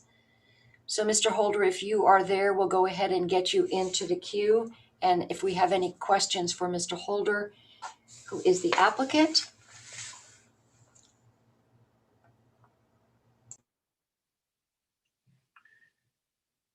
Well, Mr. Holder is not an applicant. Who is Mr. Holder? We're on the applicant's case. So is he not, my understanding is that he was going to be speaking? Is Mr. Holder associated with the applicant? He is not. The owner is Thomas Stewart. You're right. I don't know who Mr. Holder is, but if he's an opponent. Oh, I'm sorry. It's Tom Stewart who would be joining us at this point. Oh, okay. Okay. Is Tom here?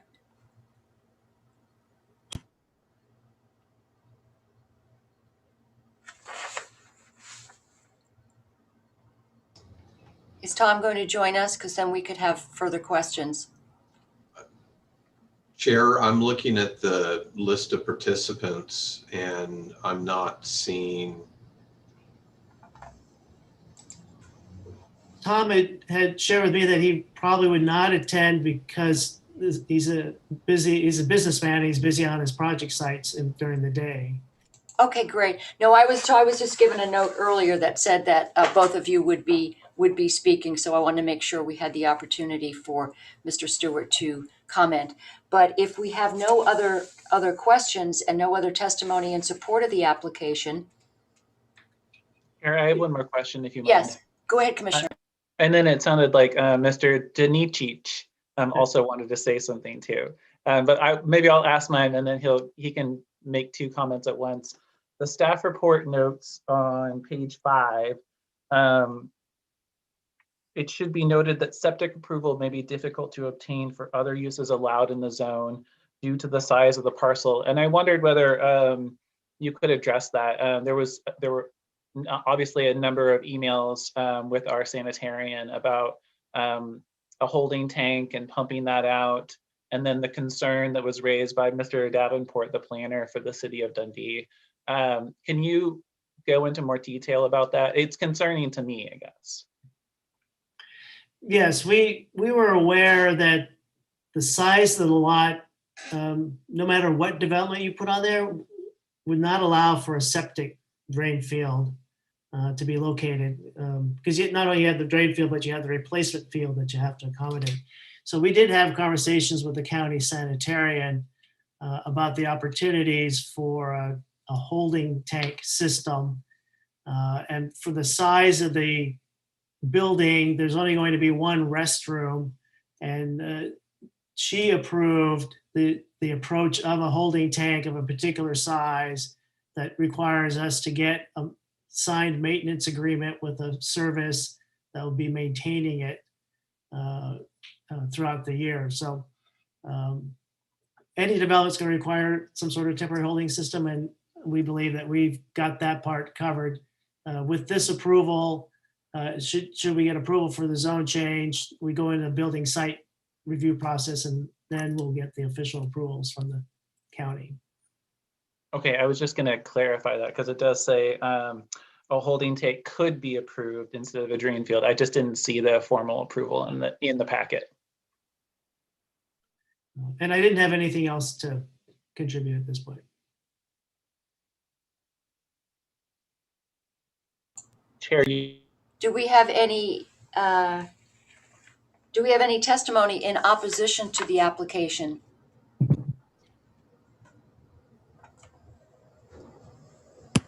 In support, you want to ask for any testimony in support first. My understanding is we didn't have any. Do we have anybody else who's going to be joining us in support? I thought we just said there isn't any. Well, it's separate, the applicant and if there's anybody in support, but if there is no one, then yes, you can move on to the opponents. All right, if there's nobody else here to speak in support, do we have anybody who wants to speak in opposition? I don't believe we have anybody who wants to speak in opposition, but if you are here, please let us know and we'll get you on. All right. Do we have any public agency reports? We've seen it. Go ahead. Yeah, we haven't received any additional public agency reports other than those that are in the packet. Thank you very much. And rebuttal by the applicant. No further rebuttal. Okay, thank you very much. So at this point, we'll go ahead and do staff recommendation. Staff believes the applicant has satisfied the zone change criteria and shown that the property is not well suited for rural residential use. So staff recommends approval of the request based upon the findings for approval in the staff report with the recommended condition at the Planning Commission hearing. Thank you very much, Stephanie. So at this time, I'll go ahead and close the hearing and we'll go ahead and have deliberations. I do share the concerns that were brought up. We're talking about traffic impacts. We're talking about, to me, the statement from the designated city planner having to do with rezoning to industrial districts in unincorporated areas. And also I've taken into consideration the comments made about the location of this in terms of the gateway to the city of Dundee, and then also the traffic, the concerns about the impact to the highway and also the impact to the safety of motorists traveling on 99. So my concerns are great enough that I would not be in support of this application. Commissioners?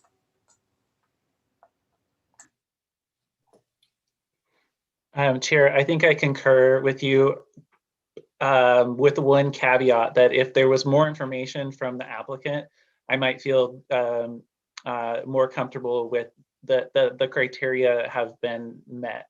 But yes, the traffic report the analysis of other properties, I'm not in support of it as it currently stands. Thank you. Commissioner Berschauer. Thank you, Chair. I agree with those points. And on top of that, Dundee is slated to have quite a bit of residential development around that area in the coming years. So that also adds to that concern of traffic. But I did note that the concern over water and the holding tank on the property actually would limit the size of the business and the activity that the business is engaged in. And it wasn't clear to me, I maybe I missed it, but it wasn't clear if that would actually impact Mr. Stewart's business, where he'd be limited to the number of employees that were on site, or the type of activity they were engaged in, whether or not they use significant amounts of water in the course of their business. So I agree with Commissioner Coola, that there's a lot of questions that are still unanswered for me, so I would not be in favor of proceeding at this point. Thank you. And that brings up a question, Ken Friday, perhaps you could answer that, is that at this point, the consensus of the board is that this application would not be something that we would approve. So in terms of a vote, my guess is that the vote would reflect that, but does that then say to the applicant or the representative of the applicant to go ahead and come and take another run at it? How would that work? It'd be up to the applicant to decide what to do in the future, but whether to come back with something of a similar application with better information. This is a very awkward parcel. It's not really conducive to rural residential use. In the past, in talking with the city, they are not interested in expanding their urban growth boundary in this direction, and staff didn't have serious concerns about the parking of vehicles on here, as long as the easement was identified for the water line and some of the other issues that we look at in site design. Having said all that, it's up to the board, and if the board recommends or votes to deny this, we'll adopt findings, and the applicant would have an opportunity to appeal that or come back with a different request. Thank you very much. So at this point, do we have a motion?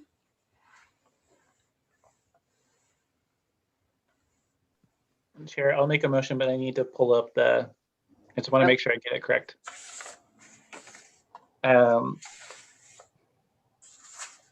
Chair, I move that we deny the docket PAZ-01-21, which is consideration of a comprehensive plan amendment from very low density residential to industrial and is zone changing VLDR 2.5 to light industrial. Applicant Thomas Henry Stewart, tax lot 3325BD-200, location 209 Highway 99, Dundee. Thank you very much. So we have a motion. Any further discussion? Hearing none, all those in favor of the denial signify by saying aye. Aye. Aye. The motion passes. Thank you. So we'll go ahead and close the hearing. Mr. Danichich, thank you very much. I appreciate your being here. Appreciate your patience waiting through the long meeting that we had. And thank you, Ken and Todd and Stephanie. Appreciate that. So at this time, we will reopen the formal. I'm sorry. I would need 3 weeks for the findings on that. May 6th. That's May 13th. May 13th. Okay. May 13th. I'll be back with the findings. All right. So then we'll have findings on the 13th of May. Thank you very much. Reopen the formal informal session at the point of announcements. Commissioners, announcements. Chair, the primary one I have is that May 10th, Monday, May 10th, from 10 to noon, I'm convening the Water Task Force. And I think that both of you got an email. I apologize to flood your email box, but I wanted to provide the opportunity for collaboration and cooperation around water projects, because I know lots of cities are thinking about it. And then we're also going to talk about the total maximum daily load regulations for mercury and how that affects the small cities, wastewater at the larger cities, and then the county. So starting that conversation with them. Thank you for doing that. That's AOC Day as well, so there will be a bit of a conflict, but I appreciate you taking that up in light of the fact that we've got all this money and hopefully we can move forward with some of the water infrastructure projects. And the mercury issue is significant, and I appreciate that. I've always been a sort of a stalwart for looking at where we find mercury and starting with the fillings in our mouths and how we address the health of our children. So thank you for that. Any other announcements? Commissioner Bershauer, any announcements? Thank you, Chair. I didn't realize that was AOC Day because I thought of that when I was reading Abishaw's report, and there was a mention of rolling water shutoffs, which I'm not familiar with. I know in Carlton in the summer we have requests for limited use of water, but I wasn't aware of the rolling shutoffs. So your email popped into my mind. So hopefully we can attend. I'm not sure what is involved with AOC Day, but hopefully we can be a part of that. I do have I wanted to give a shout out because it's Earth Day. So I wanted to give a shout out to the Oregonians, especially Yamhill County residents who work in the natural resources sectors and in my opinion are just the most ardent defenders of conservation, and their knowledge is key to preserving our ecosystem. So I wanted to give a shout out to them. Thank you very much. Any other comments, questions for the good of the order? All right, well, hearing none, I do want to say thank you to Carrie Hinton. She's the producer on this. She's the executive producer, and she always does an amazing job. And Carolina, who just gets it all down and does it well. And in light of Administrative Professionals Day yesterday, want to acknowledge the work that they do, because if they didn't show up to work, we wouldn't stand a chance. So thank you all, and to our administrator and county council as well. Thank you, everybody, for joining us, and we will go ahead and adjourn today's meeting. Bye-bye.